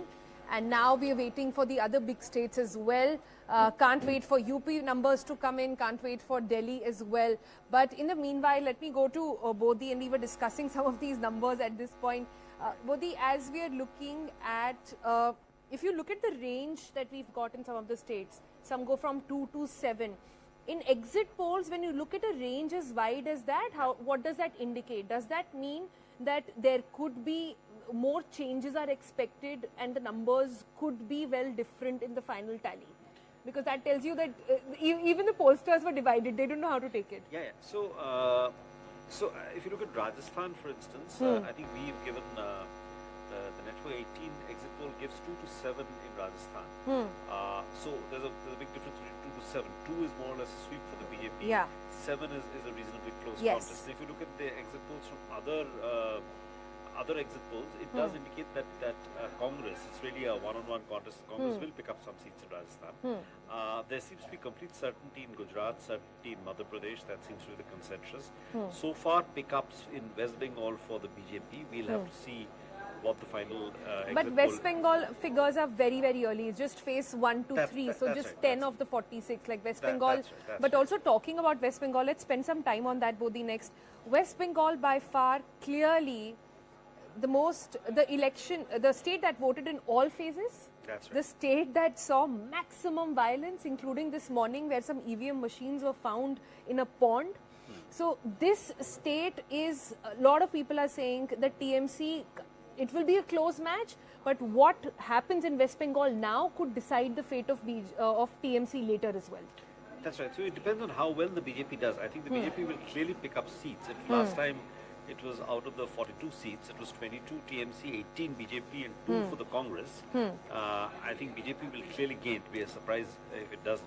But the question is whether the gain is 4-5 or whether, as the BJP, some of the sources, top leaders of the BJP have been saying that they will win in excess of 13 in Bengal. If that is so, if they win more than 30, if it is a sweeping victory, then even though the TMC has more than 200 MLAs in the assembly, the government could be in danger, because the fact is that, as I think one of the guests mentioned, one of the colleagues mentioned on the show, the TMC government, the anti-incumbency is largely on account of a host of corruption charges. Correct. There's been a scam practically in every sector, with with physical with cash being recovered and so on and so forth. So that is a major anti-incumbency factor. But when it comes to Bengal, isn't there a seat-to-seat fight? It's actually one of those states where you can't make a sweeping comment on this factor. Every seat there is a very, very close contest. So there is no one big factor governing the whole state. That's why the numbers right now don't give you a full picture, because it's just phase three phases. So I think as we move into the later phases, into the phase today, we are moving into the areas where it's stronger, where the TMC is stronger. So we'll have to see what the final outcome is. I'd also say that that the BJP, see, there is the overarching popularity of Mr. Modi. If there was an assembly election in Bengal, that might be quite different, right? But certainly the BJP will make gains. The question is how much are the gains? Because it seems from the big picture there will be some minor losses in Rajasthan and possibly some minor losses in Maharashtra. If our figure, if the Network 18 figure of 33, if I'm not mistaken, for the NDA in Maharashtra, 33 or 35 for the NDA, if that is the final number, then I think they'll be very happy. They would take 35 in Maharashtra. NDA would take 35 in Maharashtra, and the BJP will take the higher number for Maharashtra, because there are a lot of apprehension in Maharashtra. Right. Only minor losses in Maharashtra. Let's toss back to Delhi, and Shweta, also, with our guests, I think when it comes to West Bengal, we've got to look at the Muslim voters across constituencies in West Bengal. Like we said, West Bengal is very closely watched. It is also one of the states where every seat has to be looked at independently. Absolutely. But if there's one trend that remains overall, it is the Muslim factor. Absolutely, Sonal. We will be talking about the Muslim factor and the Mahila factor shortly, but let's quickly take a look at the numbers coming in for Delhi. For Delhi, the BJP-led NDA is looking at a loss of 1 to 2 seats. We are looking at a range of between 5 to 7 seats. Remember, in 2019, it was a clean sweep for the BJP in Delhi, and we are looking at the India Alliance gaining between 0 to 2 seats. Brajesh ji, Aam Aadmi Party's sympathy factor, is that what is leading to these exit poll results?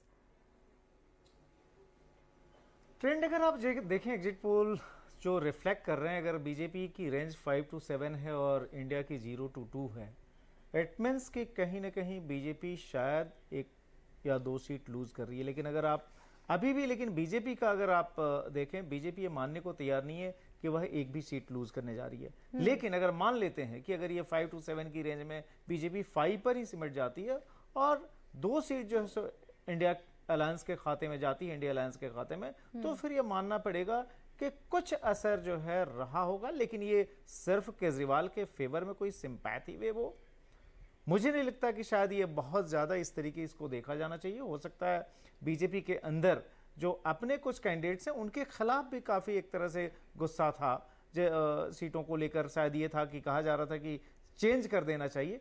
वो factor भी अड़ सकता है. लेकिन आप देखें range जो है, हो सकता है कि बीजेपी साथ की साथ अपने पास रिटेन भी कर ले, क्योंकि आप रेंज देखें 5 to 7 है, 0 to 2 है. तो ये जो है हो सकता है कि अगर एक सीट कोई निकले, जो कि कहा जा रहा था कहीं एक सीट शायद इस बार बीजेपी लूज कर जाए, तो उस 0 to 2 के रेंज में बीजेपी ने इस बार सारे अपनी सिटिंग एमपीज चेंज किए मनोज तिवारी जी को छोड़कर, क्योंकि there was an anger against the sitting MPs. And इस बार बांसुरी स्वराज जी का डेब्यू है न्यू दिल्ली कॉन्स्टिट्यूएंसी से. सो जो ये सीटें 1 या 2 सीट जो बीजेपी हार रही है, वो कौन सी सीटें हो सकती है आपके हिसाब से? देखिए, आपने जैसे कि खुद कहा कि आपने 6 चेंज कर दिए, 1 जो है सो आपने रिटेन किया जी. अब वह जिसको रिटेन किया उनके खिलाफ एंटी इनकम्बेंसी तो नहीं है. कहना मुश्किल है कि कौन सी सीट, लेकिन अगर ये होगा तो हो सकता है आउटर की सीट हो सकती है. वहां का जो पॉपुलेशन प्रोफाइल है, वोटर्स प्रोफाइल है, वो थोड़ा सा जो है जो इंडिया अलायंस है उसको शूट करता है. जो माइनॉरिटी लेबर जो क्लास है, जो बड़ा वोटिंग ब्लॉक है, शायद वो अगर ये शिफ्ट होता है तो उसकी वजह से होगा. मुझे लगता है कि और कोई दूसरा फैक्टर नहीं. We also have numbers coming in for Assam, Brajesh ji. We are looking at NDA 10 to 13 seats and India Alliance 2 to 5. And we have with us Gaurav Chaudhary, Gaurav, let me talk to you about your home state. You know, we saw a very interesting campaign in Assam. There is CAA, there is this whole reservation debate that was made a lot of headlines in Assam. So are you looking, I mean, how are you looking at these numbers? So these are numbers that are on expected lines, and it is what the interesting thing, however, would be if the BJP ends up getting BJP's own estimates would, if you speak to any leader in the state, they would say that BJP is going to end up winning 11 seats and 10 seats, and 2 to the allies, 1 to AGP and 1 to UPPL. 2 seats are likely to go to the Congress. This is what the talk is in the state of Assam. The interesting thing, however, would be which are the seats that the Congress is going to win. If the Congress is going to win Dhubri, that could mark a major pivot in the state politics, because that would mean that Badaruddin would have lost. Badaruddin losing would mean that the Bengali Muslim community, which is generally identified as representative of the migrant Muslim community, would have started gravitating back towards the Congress, which again kind of queers the pitch for Congress in state politics, because if the Congress starts getting identified with the Bengali Muslim or the migrant Muslim community, then it consolidates the position for the BJP to actually, consolidate further within the Hindu vote bank. The other thing that the seat that to watch out for is what happens to Gaurav Gogoi. Gaurav Gogoi does not have his own seat now. Koliabor used to be his family's pocket borough. After the delimitation of the seats, that constituency does not exist any longer. So he moved to an adjacent constituency, a neighboring constituency, Jorhat. In Jorhat, there is a sitting BJP MP, Tapan Gogoi, he has risen through the ranks within the BJP in the state. I visited that constituency during the early part of the election campaign. To be fair, Gaurav actually gave a very strong fight, put up a very strong fight. Right. That said, however, one thing that he did not, and the Congress party establishment did not understand or did not expect or was not prepared for, was the BJP's election machinery and the way they micromanage. So it is now, if you speak to anyone in that constituency or anyone in the state, both within the Congress and the BJP, people will probably tell you that the Gaurav Gogoi could end up losing. Now, Gaurav Gogoi is one of those Congress leaders who had emerged from his father's shadow and has emerged as a major force who's standing alongside Rahul Gandhi. He could be seen both within Parliament and outside Parliament. If Gaurav Gogoi ends up losing this Lok Sabha election, what happens to him, given the fact that Congress, going by the trends of the exit polls now, is not going to do that well now? There are 2 distinct trends. One, what happens to Badaruddin, AIUDF, if Badaruddin ends up losing Dhubri and Congress ends up winning, then it means that the migrant Muslim community is gravitating back towards the Congress, which is not really good news for the Congress, because then it enables the BJP to further consolidate the Assamese Hindu vote bank. And 2, what happens to Gaurav Gogoi? If Gaurav Gogoi ends up losing, then it means Congress has to re-establish itself in a very different manner, so far as central politics from Assam is concerned. Shweta? From Dibrugarh, a former chief minister and union minister, there's a lot at stake for him as well. That's true. So, I'll tell you, there are about 16 lakh votes in Dibrugarh. 74% polling took place. There is a new young emerging politician, Lurin Jyoti Gogoi, who actually came out from the anti-CA movement in 2019. He has contested against Sonowal, ex-chief minister who has risen from the student politics, is now a union minister, very close to and very, very well regarded within the BJP central leadership. Lurin Jyoti again put up a very good fight, but is unlikely to dislodge Sonal. Right. Thank you so much for that, Gaurav. Sonal, over to you. Let's to take this conversation forward. Yeah, thanks for that, Shweta. And, let's shift our focus for a little bit on Delhi. Now, an interesting statistic about Delhi is that from 1952 back then, Delhi has been a sort of a bellwether state, meaning whoever wins maximum votes or maximum seats in Delhi ends up forming government in the center. Now this trend has been going on from 1952. And if these exit polls are right, we keep putting in that underline asterisk over there. If these exit polls are right, then the same result is going to happen this time around as well. But why were people looking at the Delhi contest so keenly? Because for the first time, we saw the alliance of Aam Aadmi Party and Congress come together. An alliance which actually played out well on ground. So what exactly will be the result here is to be watched very carefully. BJP of course said that all 7 will go to them like last time around, but our exit polls are saying that about 2 seats could go to the Aam Aadmi Party and Congress alliance over there. Brijesh ji, if he's with us, Brijesh ji थोड़ा समझाएं कि ये alliance अगर workout कर जाती है, numbers में देखिए खैर तो ओवरऑल दिल्ली का कुछ ज़्यादा रेलेवेंस नहीं है, 7 ही सीट है, लेकिन जो दिल्ली में होता है वो सेंटर में और ओवरऑल इंडिया का मूड डिपेक्ट करता है, ये हमें हमेशा पता चला है. तो इसके ऊपर आप क्या टिप्पणी करेंगे?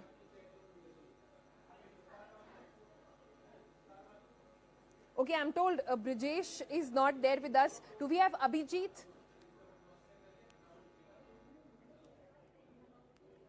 Okay. All right. So I will have to go back to Bodhi and scratch his brains on this one. So while Bodhi, yeah.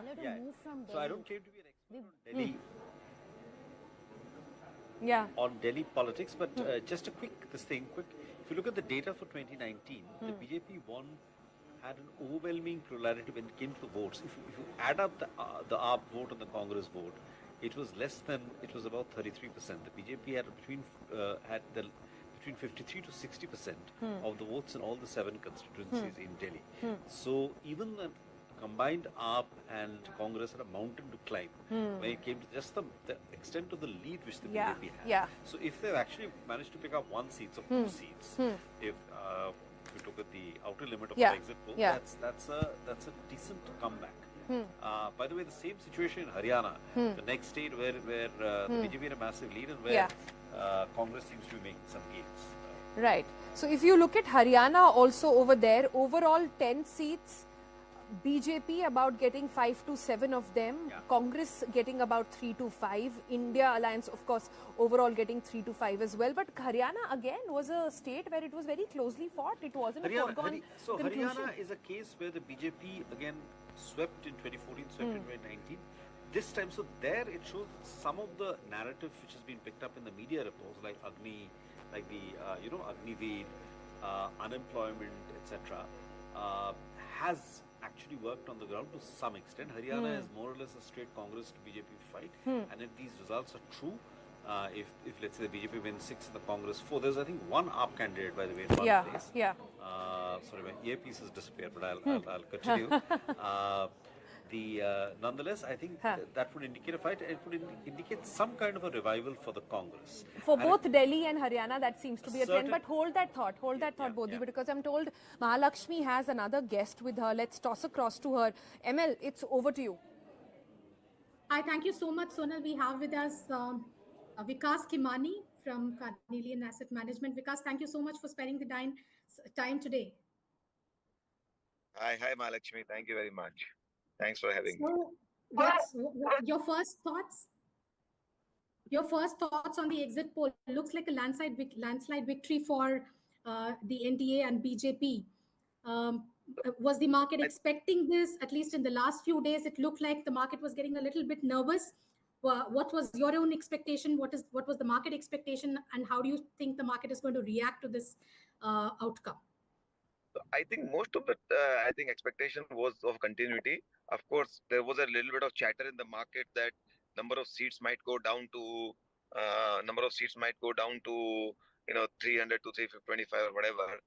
But I always believe that I think they will probably get between 350 to 400. But all this thing doesn't matter much. I think you might see a little bit of short covering happening for the people who went short in the in last few days, expecting that there might be some sort of nervousness. Other than that, I don't see major change because vote for continuity. It's for So I don't see major change happening. Of course, for next 1 or 2 days till the time government felt you can be positive, negative, positive. There could be positive, sort of momentum.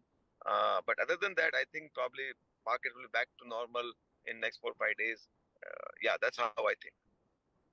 So in the next few days, of course, Monday will be crucial because after this Monday, the markets will react to Monday on Monday, and then it will react on Tuesday to the actual outcome.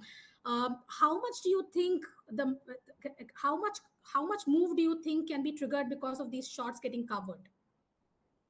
I think probably, I mean, very hard to call out, but I don't think it's a very lot. But I think 2, 3, 4% kind of movement can be there, part between, Monday and Tuesday by the time actual results come out, because there are still exit polls. So we'll have to wait out for the real results. But broadly, the trend is clear. I think market has been expecting, except last few weeks, a little bit of chatter was there on the negativity side. But Right. by and large, market is expecting the continuity. Right. Even in terms of, the last 1 month, of course, there was a rally from, May 9th to May 26th or so, when the market was like almost every day going up and also touched a fresh high. But that apart, right from the time that the election started, the mood was sort of, there was initially, because of the voter turnout concerns, etc., the market was sort of, not very, was slightly underwhelmed. Uh, with this kind of victory, do you see a huge rally, like a 5-10% rally could happen over the next 1 week? I mean, very hard to call out. I don't know whether it be a 10% kind of rally, because that will be probably a little steep. Because I think Yeah. market has been in continuity. I would say to the extent of short covering, 2 to 5% kind of rally could be possible, and that can't be ruled out. It really depends on what kind of follow through buying comes from the foreigners who've been waiting on sidelines. Also, what kind of follow through buying comes people who've been waiting on sidelines. But I do believe that after initial reaction, market will be back to normal. We might see 2 to 5% kind of rally. Exactly what I meant to ask you, that what kind of, because in the last 1 month or so, India has also seen major outflows in terms of foreign flows, and then there is also talk that a lot of HNIs have been waiting on the sidelines, and because that is something that usually happens, that people avoid, at least certain amount of money avoids this kind of heightened event risk. What will you be able to put some, give us some sense of what kind of quantum of money or follow through buying can actually come in over the next 1 month? I don't know about next 1 month, to be very frank, Maharashtra, but I know that second half of this year I expect very, very significant buying, because two things are happening. Fed rates are expected to come down. The rate cut this cycle is expected to begin, and that always coincides, or that always leads to flow towards emerging markets, and which will also include India. And I think this positive vote might also uh, boost the confidence and reduce the uncertainty around the election outcome, which might be there in foreigners' mind. So combination of these two could lead to significant inflows in next 6 to 12 months. 1 month is a too short period of time to call out, because people would sit back and then decide their location, which are there from long-term perspective. So, but I would trend is something I would expect to be very, very significantly positive. One last question, Vikas. I was just talking to Nilesh Shah from Kotak just before you. The question is, I mean, in the last 2 months or so, this, sell India, buy China kind of trade has been playing out. With this kind of outcome, do you see it strengthens the case for India? Will that kind of trade become less attractive? No, I think, see, buy China was a more tactical short-term buy. Nobody's convinced on China from long-term perspective. The only reason why allocation towards China happened because it was a very, very cheap market from a valuation standpoint of view. And that's the reason, if you speak to people who've been allocating money to China, they've been saying it's a short-term, 10-15% kind of trade. And that is what they're playing out. But India's structural story, everybody is convinced. And I think there'll be more and more flow coming towards that. India has, of course, disproportionately benefited from additional allocation towards India from China some time ago, which partly reversed. But I don't think anybody doubts India growth story and has doubted India growth story. The conviction around India growth story is very, very high. And I think with this event, it only gets strengthened. I see overall allocation towards emerging market increasing once the emerging rate cut cycle begins.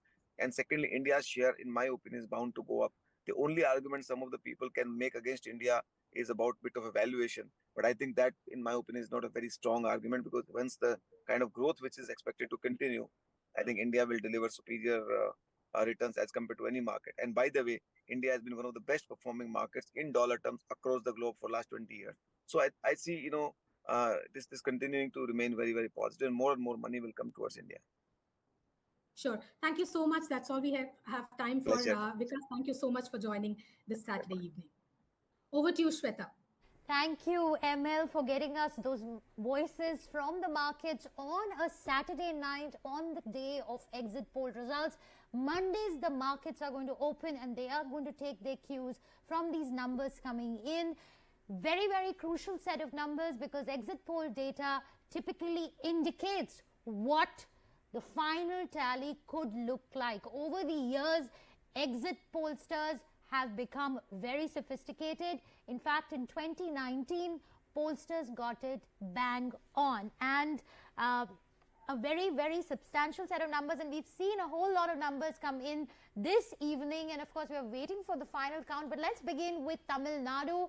39 seats, a very, very crucial state for the BJP to make inroads into. We have to remember that Narendra Modi has been going out and saying that ab ki baar 400 par. For that 400 par, the southern states are very, very important. So there we have it, 39 seats in total for Tamil Nadu, in which the India Alliance is looking at 36 to 39 seats. Now let's move on to Karnataka, 28 seats. NDA is looking at 23 to 26 seats in Karnataka. Congress 3 to 7. It seems like it's a resurgence of the BJP in the southern states. NDA once again 23 to 26. Congress 3 to 7. Now we're going to move on to the state of Kerala, a very important state again for the BJP, and this time around it's actually hoping to open its account, and from the exit poll numbers it looks like NDA is going to get 1 to 3 seats in Kerala. 15 to 18 seats for the UDF, and LDF 2 to 5 seats, NDA 1 to 3 seats. Let's move on now to the state of Andhra Pradesh. Again, very crucial state. NDA 19 to 22, YSRCP 5 to 8, and India 0. We have to remember that again, this entire southern belt is a very, very crucial belt for the BJP. Again, we have Andhra numbers right here for you, and now we are moving on to Telangana. Telangana, we are looking at 7 to 10 seats for the BJP, Congress 5 to 8, BRS 2 to 5. That's the number that we are looking at. So overarchingly, the BJP is looking at making gains in the southern belt. It is looking at making gains in the southern belt, which was a very crucial number for the BJP. Maharashtra, of the 48 of the 48 seats, 32 to 35 of NDA and 15 to 18 of the India Alliance. That's the number that we have at the moment. Let's take a look at again at Maharashtra. NDA 32 to 35, India 15 to 18. Again, a complicated state, a khichdi state.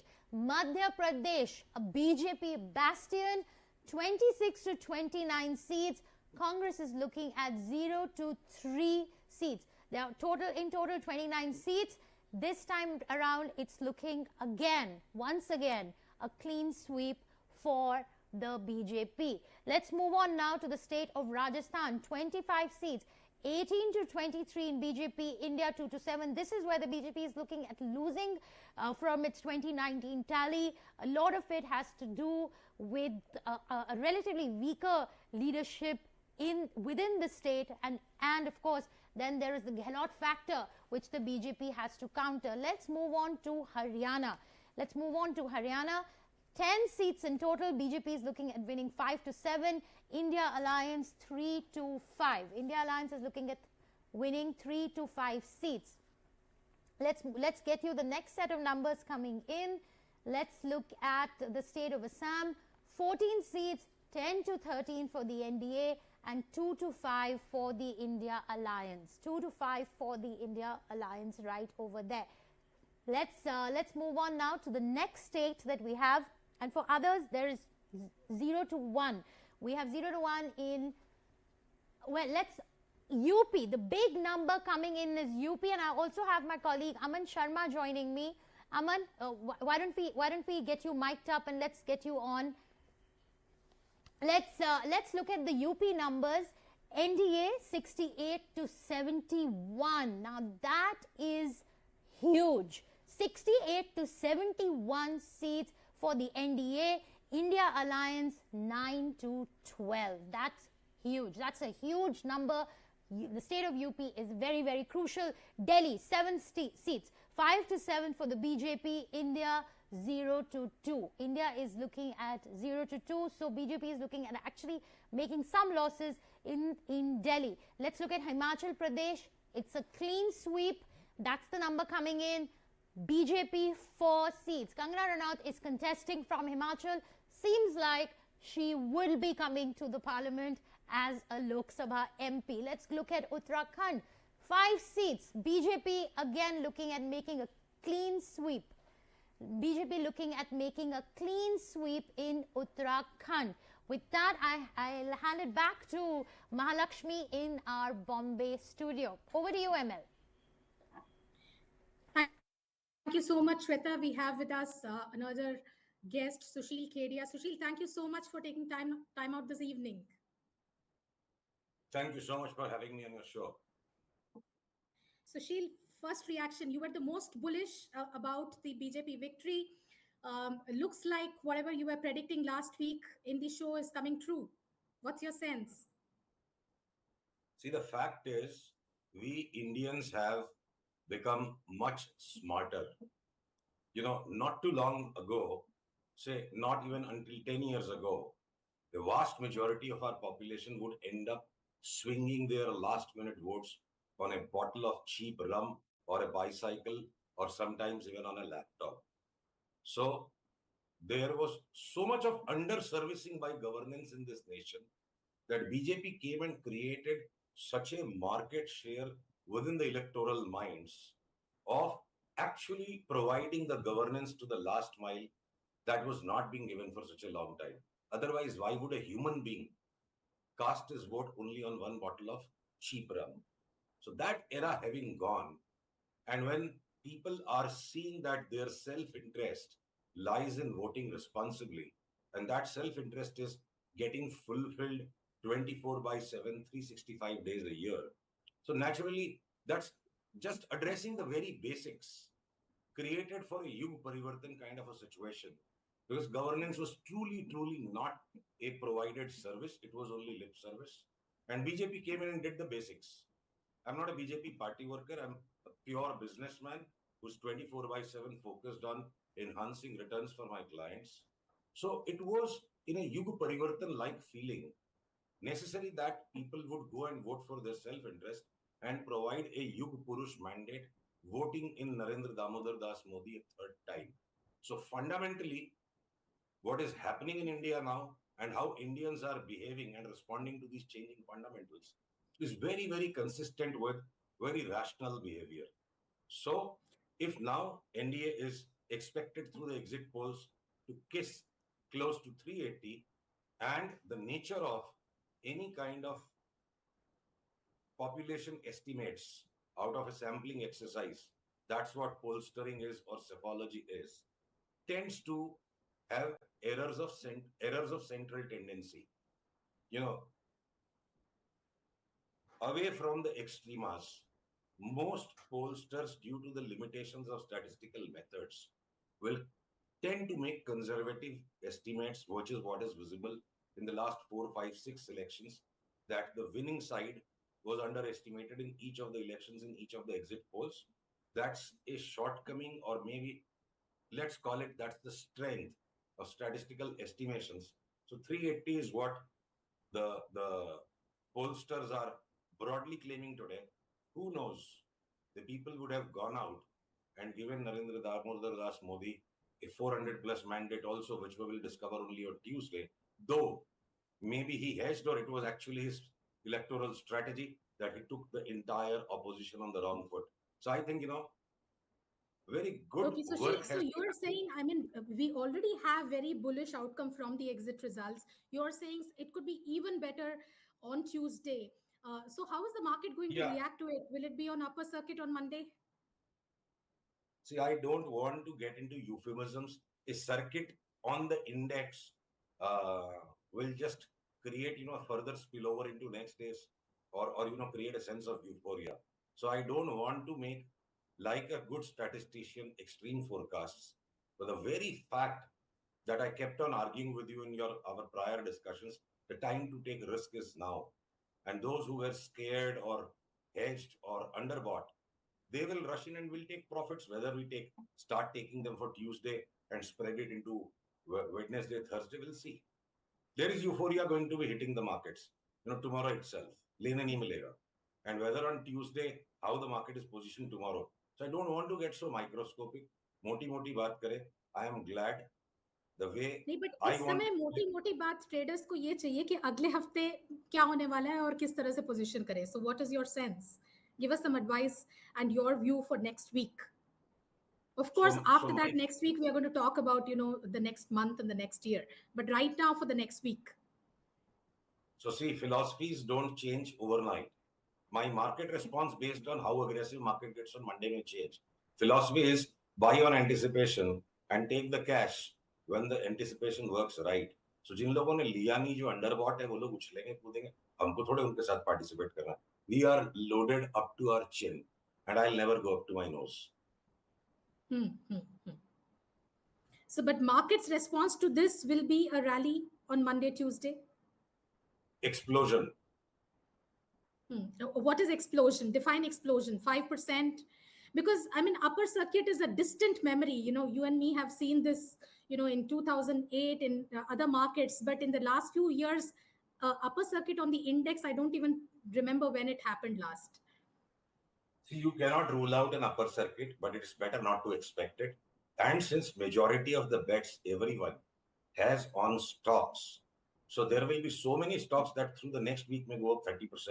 So our attention is focused on those. And even stocks that I expect are going to be getting into a state of weakness over the next 3 months or next 6 months, they will also get whipped up. So the job left now is to figure out and keep an eye on the larger trends over the next 3 months and avoid pockets that are already euphoric and where there may be a final bull trap.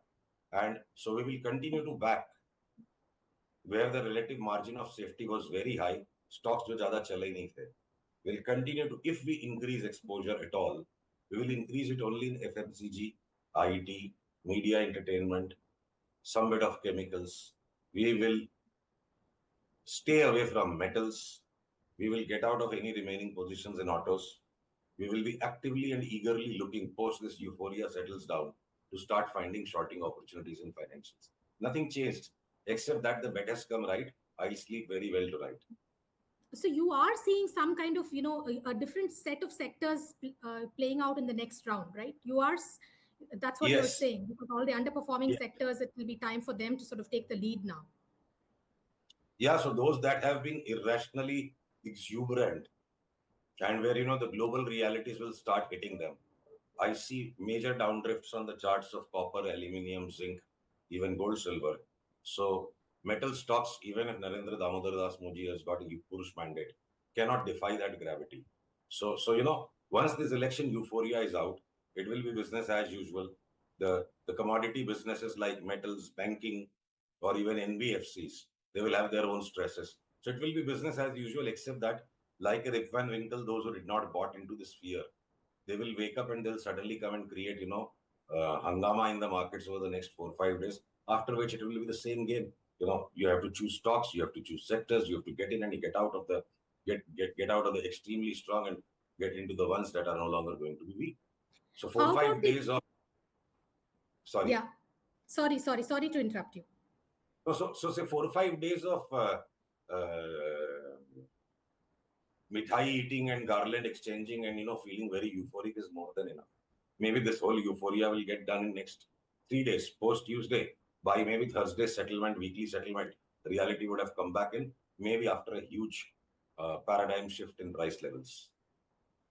Fair enough. How about, you talked about, underperforming, I mean, how the sectoral shifts can happen.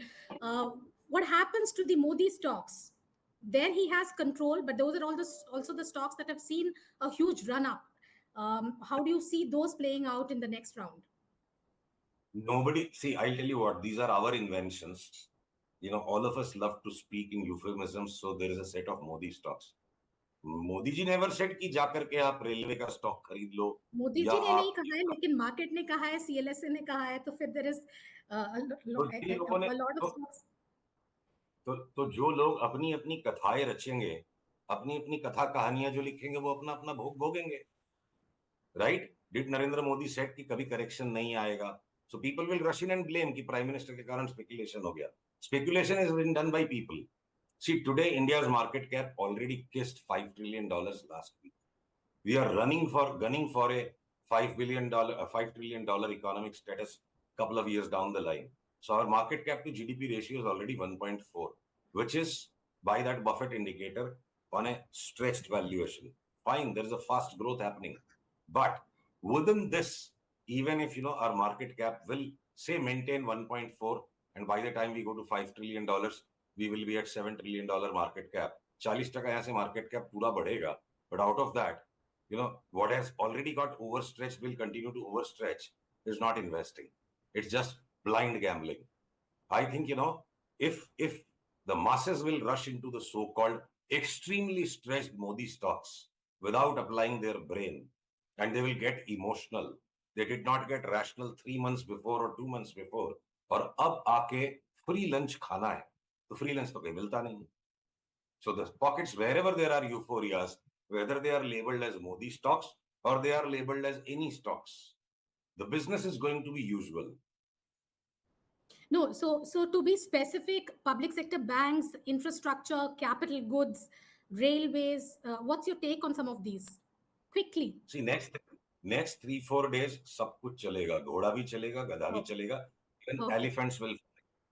After 3-4 days, rational will set in again, right? Sorry, Sushil, I lost you. I said next 3-4 days, घोड़ा, गधा, हाथी सब उड़ेंगे. But 3-4 दिन की euphoria के बाद, business will return back to its senses. Right. So this pocket you're saying, infrastructure, public sector banks, defense, railways. I mean, this whole, in fact, all of these stocks have been the leaders of the last 5 years, right? In a sense, last 1 year also, these are the stocks that have really done well. In the next innings, do you see this being the focus, or will we see an entirely different set of stocks drive? Mahalakshmi, I speak more clearly than any intelligent man should speak. So I'll try that once more. The level of clarity with which I speak is not good for me. And even then, if I manage to confuse people, then I really don't know what to do. What I'm saying is, these so-called Modi stocks have been leading the euphoria. So their euphoria will get consumed first. Stocks that have been non-euphoric, like the IT stocks, like the FMCG stocks, they will continue to rise. Because the sense of goodness, see, liquidity in markets is not just the liquidity of the currency. Market creates its internal currency. The internal liquidity of the market rises from sentiment. So stocks that have been weak and where, newer green shoots will come, they will go up. Ye euphoria ka completion hai. Stocks that have been already euphoric, their finale will come in the next 3-4 days. I don't think I can speak more clearly. No, I understood that. The reason I'm saying, no. I don't believe, and therefore I will not say that the so-called Modi stocks will continue to rise for the next 1 month. I see a euphoria in them doing whatever they have to do in the next 3-4 days. After that, a solid correction in them should come. Sushil, I get your point. The only reason I ask that again is, there are, like you rightly pointed out, I mean, people have, there are markets and then there are narratives. And a lot of this is being today defended by the fact that, if there is economic recovery, a lot of these stocks which are right now looking in terms of valuation stretched, right? The earnings could go up very sharply, and therefore they could start justifying valuations. And the other part of the story is also that, you have this extra 1 lakh crore in the form of RBI dividends. So all of this put together, if you are able to make a stronger case for, public spending, and there is a faster recovery, it could be the same set of stocks that could see earnings multiply in a faster way. That will sort of, perpetuate this narrative. And I'm sorry I asked that question repeatedly, that because this is no problems. Mahalakshmi, answer to that is very simple. Markets run on anticipation. That's what speculation is. And that speculation is worked out. So there will be new speculation arising when business returns to usual. Market has been betting for a while that Narendra Damodar Das Modi ji will come back. And that is how these stocks have gone through the roof already. And now that, the buy on anticipation and take your profits when things work out is what is going to play out now. And I'm not seeing that algebra of markets is so simple that when 100% confirmation of the risk comes through that yes, he's won now, uske baad ye stock chalna shuru honge. वो पहले ही चल चुके हैं. correct. तो जो लोग, I repeat what I often say. You can either be comfortable in markets or you can be profitable. So those who are going to find a comfortable decision, oh, Modi ji has won again, let me go and buy defense, railways, PSUs. He'll lose money. If you wanted to bet on it, you would have taken that bet 1 year ago, 6 months ago, 3 months ago, 2 months ago. Now is the time to take the profits. पेड़ पे फल पक गया, उसको तोड़ो और मीठा मीठा आम खाओ. Sushil, I'm also asking this question because, when we spoke last time also, you were talking about two big bets, right? You were talking about FMCG and IT. And these are two large pockets which the government directly has not that much to do, right? Like, it is unlike infrastructure where priming the economy and public... I'm sorry, Mahalakshmi ji. Stock market has 1 billion. Stock market has 1 billion variables. Election is one variable for which the bets have already been taken. Right. All the existing bets on election, unka hisab kitab mangalwar ko pura ho jayega. Acha. Uske baad, it will be the market dynamics that will carry through. It will be. Point it will be after that. After that, it will be business as usual. Election ka satta mangalwar ko pura ho jayega. Correct. तो ये जो themes लोग बोलते हैं कि भाई, it is because of this government there are all these themes. It has something to do with policy, but a lot to do with, business that is despite the government, correct? No, it's not as complicated as that. All of this that you're talking now, that the shrewd players have already taken into account a month ago or 2 months ago or 5 months ago. So these things will be good for writing stories on the newspapers and blogs. The market has written its story already. So by when do we see 80,000 on the Sensex? See, getting into these semantics makes things tough. So say, in 2011, when I had written for a market association a long article that by 2025 we'll see Sensex going to 1 lakh. 13-14 saal mein. So, 6 months here and there are different things. I think maybe by 2025, we should see a Sensex of 1 lakh. Why only 80,000? Fair enough. That way we can compound at, our growth rate and arrive at a number. But thank you so much, Sushil, for joining me this entirely. Thank you for getting me on your special show again. Not at all. Thank you so much. Over to you, Shweta. Thank you very much, Mahalakshmi, for that. The explosive words coming in from that conversation with Mr. Kedia, that expect an explosion on Monday, Tuesday, Wednesday, and then rationality will return to the markets. Now I have with me Aman Sharma. Aman has been camping in UP and Bihar, and let's take a look at the numbers for Uttar Pradesh, a very important state. 80 seats. It's a very well-known fact that the road to New Delhi passes through Uttar Pradesh. Aman, look at the numbers: 68 to 71 for the NDA, and India Alliance is looking at 9 to 12. So the BJP is hoping to actually gain from the 63 number that it got in 2019. How are we seeing these numbers? See, Shweta, Uttar Pradesh saw the NDA win 73 out of 80 seats in 2014. That was a historic verdict on the Narendra Modi wave. Mr. Amit Shah was in charge of UP at that point of time, and BJP won 73.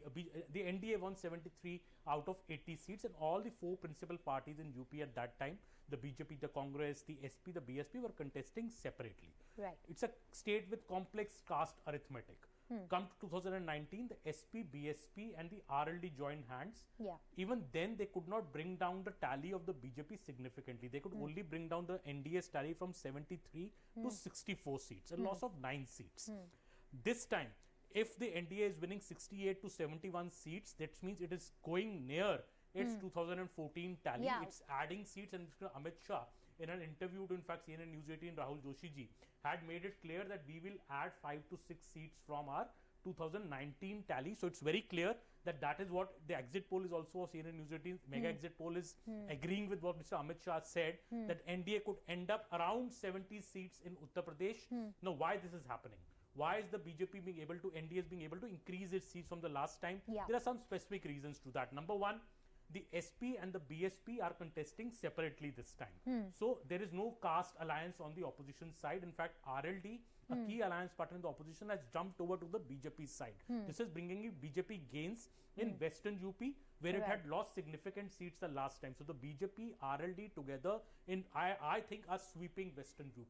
That is why this number is coming to 68. But that's a very interesting development. Absolutely. Yeah. And you know, this is significant. That is the reason RLD joined the BJP. BJP was so desperate to get RLD on its side because Western UP is the area, Shweta, where when the NDA's drop happened from 73 to 64, out of those 9 seats, 7 seats were lost in West UP by the BJP. Absolutely. This time, if they're upping the mark by 5 to 6 seats, this means it's a sweep in West UP for the NDA, and that is why 68 to 71 is happening.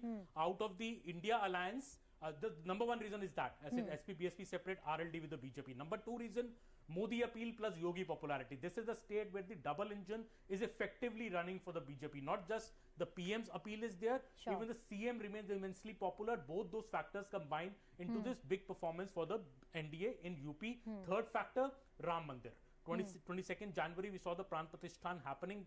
Wherever I traveled in UP, this is the talk in every street corner that jo Ram ko laye hum unko layenge, you know, that popular song which so has the been Ram Mandir narrative, the Ram Mandir is actually working. It's working. Yes, some people said it may not work. It happened in January, it may not happen. No, it is not the case. That underlying feeling amongst the people is there, and that is the reason, I think, and you've seen the record number of people visiting Ayodhya every day, 2 to 3 lakh daily people going there. That feeling is very much there. These three factors, I think, free rations, Yogi's bulldozer model, so law and order is also... Law and order is a big factor. All these factors have combined. 9 to 11 seats for the opposition will mostly be Samajwadi Party, winning at least 8 to 9 seats in UP, because in certain areas, Akhilesh Yadav is fighting himself from Kannauj, his wife Dimple Yadav is fighting from Mainpuri. So it's a bit of a resurgence for the Samajwadi Resurgence Party. for the SP. Last time they had won 5 seats. I think the SP will win 8 to 9 seats in UP this time. 1 seat will be won maybe by Rahul Gandhi from Raebareli. So that explains 9 to 12. We can put roughly, I think, this figure at 70 for the NDA and 10 for the opposition. Nothing for BSP. Of course, Mayawati has been wiped out of UP and there's nothing for her. But it's shocking how Mayawati has been wiped out of UP. I think that's a story waiting to be told. Mayawati was the queen of UP, and you know, even in Noida we've seen Mayawati parks, those elephants. So you know, what is this? Let's talk about the political fortunes of the key candidates contesting from Uttar Pradesh. There is Smriti Irani ji, where whatever we were picking up was that it's looking like a tight contest for her in Amethi. Does it look like she's going to make it? It will be a runaway win. I am predicting that Smriti Irani will double her victory margin from last time. This is I think a canard spread by some that she is going to lose, or it's a tight election. Amethi is a walkover for her. She would have even won, I would say, if Rahul Gandhi had contested from there. Rahul Gandhi not contesting paved for a complete walkover for Smriti Irani. She is not losing Amethi. Raebareli also, I think, will be very, very tight for Rahul Gandhi to win. That is the only seat that the Congress stands a chance to win in UP. Akhilesh Yadav, SP will win Mainpuri, SP will win Kannauj, SP will win some seats in East UP, SP may win even one or couple seats in central UP this time, where the Yadav family, 5 Yadav family members are contesting Shweta in this election. I think all of them, at least 4 to 5 of them, will win. So SP will double its tally from 5 to 10. Last time they won 5 seats. This time they could win 10. BSP will go from 10 to 0. And even in the last assembly election, Shweta, BSP just won 1 assembly seat out of the 403 seats in UP. So I think UP is a big success story for the BJP. Let's also go across to Bhanuchandra Nagarajan, who's joining us, and Gaurav Chaudhary, who has been with us from London. Gaurav, you saw the UP numbers. Any surprises for you there? 68 to 71 seats for the NDA and India Alliance. It's looking between 9 to 12. That's right. I don't think any surprise, if at all any surprise comes up during the final counting, probably be on the upside for the BJP. For all you know, the exit poll numbers for BJP in Uttar Pradesh could well be an underestimation when the final numbers come out. And as Aman was rightly pointing out, the double engine Sarkar, the double engine government, is the most effective and demonstrable in UP. So both Yogi and Modi's magic, if I may say so, was most effective and seen and demonstrated in UP. Perhaps the most seen and showcased in UP, both on the ground as well as among people. And there were multiple factors. One of the factors, of course, was Ram Mandir, which clearly remains a decisive, factor in making people vote for whichever party they want to, which is the BJP in this case. Right, Gaurav. Gaurav, just hold that thought. I'm so sorry to be interrupting you, but I just want to go across to Bodhi also, who's with us from Mumbai. Bodhi, we heard the market voices. We heard Mr. Nilesh Shah, we heard Mr. Kedia on how the markets are going to be viewing these numbers, and as Mr. Kedia said, that expect an explosion on Monday. UP is such a crucial state for the BJP to repeat their numbers from 2019 or even surpass them. When it comes to UP as an investment destination, Bodhi, and you were in Uttar Pradesh, you met so many industrialists from UP and you met so many lawmakers in UP. What is the sense, what is the vision that we are getting from Mr. Yogi Adityanath on putting UP on the map as one of the states, to attract a lot of investment in? Because at the moment, a lot of the international investments are going to the southern states and not so much into the northern states. Bodhi, hi, can you hear me? All right. Okay, I think we have full numbers here in right now. We'll go back to Bodhi as soon as we are connected. Aman, what numbers do you have? Well, Shweta, the overall numbers being predicted by News18's mega exit poll is that the BJP will be finishing between 305 and 315 seats. The NDA in totality could win 355 to 370 seats. So, up ki baar 370 par is for the NDA, not for the BJP, but BJP still will be upping its tally from 2019 when it had won 302 seats. Right. The BJP could be winning 305 to 315 seats in these elections. The opposition alliance will end up only between 125 to 140 seats, and the Congress would be winning only between 62 to 72. That is up almost 10 seats from the last time, but too little too late. I think this will not be simply enough. The Congress would only be finishing up with 10 to 15 seats more than the last time. That is also, I think, majorly due to the gains in Punjab and gains in some smaller states like Rajasthan and MP and maybe Delhi and Haryana. But the BJP, the big story, the BJP would be winning 305 to 315 seats. Big numbers coming in there, Aman. It looks like BJP is going to be surpassing its tally for 2019, which was at 303. Massive headline news at this point. Exit poll numbers indicating a sweep by the BJP, range between 305 to 315. NDA 355 to 370. 370 is a special number for this government, and what can we say? Maybe it's an angel number for this BJP. India Alliance 125 to 140. Congress does not look like it will cross the 3-digit mark. In fact, it's way below that, 62 to 72 seats. Do we have Bhanu Chandar with us? Let me go across to you, come across to you, Mr. Bhanuchandar. How are you looking at these numbers? Do you think the exit poll is painting a very optimistic picture, or are these numbers on expected lines? Shweta, I'm unable to see a screen, but nevertheless, I think you mentioned the number 305 to 315. That's right. It's slightly under the under my estimate. At least I thought it will be a minimum of 330, but nevertheless, it's still a decent number. And BJP has outdone itself compared to its 2019 mark. So I think they should be pleased with themselves. But I think the whole campaign was based on Labharthi politics and Prime Minister Modi's image. I traveled 6,500 kilometers all the way from Delhi to Nagaland and back. And in my interactions with common Indians, normal people, many of them mentioned the rations, PM Awas Yojana, Krishi Samman Nidhi, so on and so forth. Especially when it came to UP, throw in the law and order bit, and also the fantastic infrastructure. Somebody has to travel through Purvanchal Expressway to see it for themselves, because it is on par with like the best roads in the world. So I think that there has been a great amount of work that has been done, especially in UP. I do not know the particular numbers in UP, but overall in India, if you look at it, I think the welfare policies of Prime Minister Modi has been one of the strong points. On the other hand, if you look at the opposition, they never gave a reason for people to vote for them. They generally said that do not vote for Modi, but did not give a reason. So I think there has been a great mismatch between the BJP and the opponents, and I think that's showing in the numbers. Wow, very interesting insights coming there. Aman, as Mr. Bhanuchandar just mentioned, that the opposition ran a very negative campaign. They kept asking the voters not to vote for Prime Minister Modi, but they did not give a compelling reason for the electorate to vote for the Congress party and the benefits of Labharthi politics, welfare measures that have been specifically targeted towards for the beneficiaries. I think these are the 2-3 factors that have already worked for the Modi government. See, I think the BJP's campaign, Shweta, was very, very clear. It was on the face of Mr. Narendra Modi that there is a Prime Minister who's very popular, who's decisive, who's strong, who runs a full majority government which takes big decisions, be it abrogation of Article 370, be it the bringing of the CAA law, or bringing in the construction of the Ram Temple. On the other hand, you have this motley group of loose alliance which has been formed purely for political purposes, purely for selfish purposes, to unseat the Modi government. This is the alliance which parties are completely at odds with each other.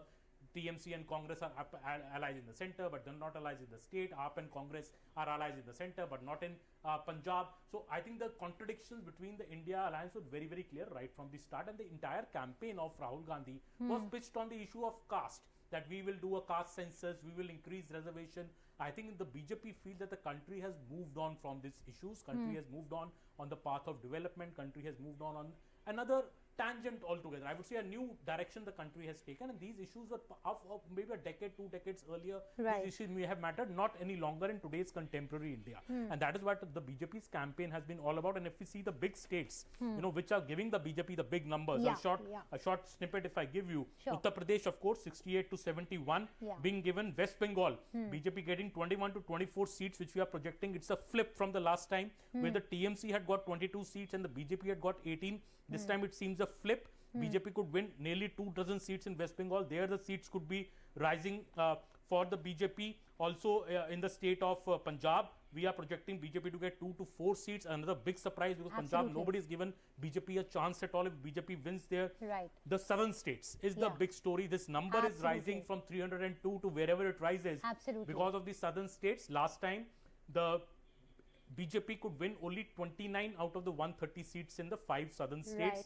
This time we are projecting the NDA could win 51 to 64 seats. It almost doubling its tally in the southern part of the country. The unofficial target inside the NDA was 50 plus in the 5 southern states together. If they get 51 to 64, as we are projecting, maybe around 55 seats, that is a big jump which is coming. They are almost doubling their tally from the last time. This is where the gains are coming from. South India is going to be the big success story for BJP in these elections. It also decimates this whole north-south divide narrative. You know, we've seen southern leaders camping in New Delhi, protesting, and we've heard that temple politics do not work in the southern states. But the point is that the BJP has evolved and grown beyond the temple politics narrative, and I think that has worked in the southern states. Let me go across to my colleague Sonal, who's standing by in Mumbai. Over to you, Sonal. Well, all right. Thank you there, Shweta. We've spent almost 5 hours now looking at these exit polls. Fair to say at this point, this is last day, last show. Box office numbers are now out. We have to wait for the actual figures to come in on the 4th, because the overall tally is pretty much going like many had predicted already. It's about 355 to 370 plus for the NDA at this point. We are towards the end of our broadcast, so time to take some quick comments, and let's do some quick 5 takeaways and 5 factors that have led to this win, and what this election, if these numbers were to hold true, exit poll numbers were to hold true, will mean. Let's quickly go to Gaurav first now. Gaurav, your top 3 on what these numbers tell us about this election. Top 3. First, thanks, Sonal. First, of course, is I think the needle has firmly moved so far as electoral politics is concerned, from entitlement to empowerment, and that's a big pivot in India's political economy and welfare economics model.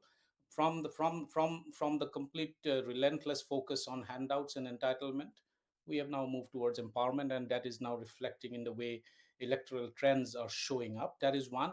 2, and I think this country, and if these numbers were to hold through, I think the mandate is for decisive action and also for a decisive mandate, and that is something that this exit poll numbers are telling us. And 3, in many of the big states, particularly in states like West Bengal, for instance, I think this could signal a mark of a change. Sonal? All right. Yeah, that was quick there, Gaurav. Have to agree with a lot of them and what you've said. Shweta is also with us. Shweta, as we wrap up this entire broadcast, quick 3 points from you as well. How do you see all the key 3 takeaways for you from the overall numbers that are coming in?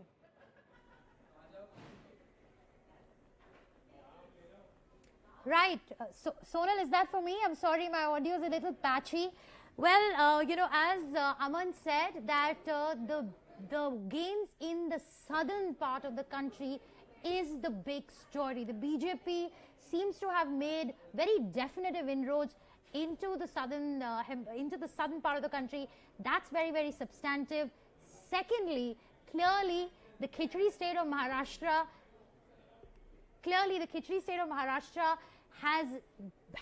was a gamble for the BJP, but it seems to have delivered gains for the BJP. And thirdly, delivery. There is a welfare model that's being practiced all across the country, but the differentiating factor for the Modi government has been delivery of schemes, and the Labharti politics that the Modi government has promised and practiced clearly has resonated with people. I'd be curious now to see the political fortunes of some of the leaders that will emerge after this election. And the one person I'll be watching out for is Annamalai. If he's able to deliver these numbers on Tuesday, these are exit poll results, if we see a repeat of these numbers on Tuesday, I'm looking at a very interesting mix of political leaders who are going to be shaping the Indian cabinet in just a few weeks from now. With that, I think it's a wrap from both of us here. 5 hours of exit polls for the first time on Moneycontrol. It's been a wonderful evening from all of us here at Moneycontrol. Thanks so much for watching, and have a great night. We'll see you all on Tuesday. Thank you so much. We will see you all again on the 4th. So tune in back to Moneycontrol, where we bring you the results as we did today as well. Break by brick over there. See you on the 4th. Bye-bye.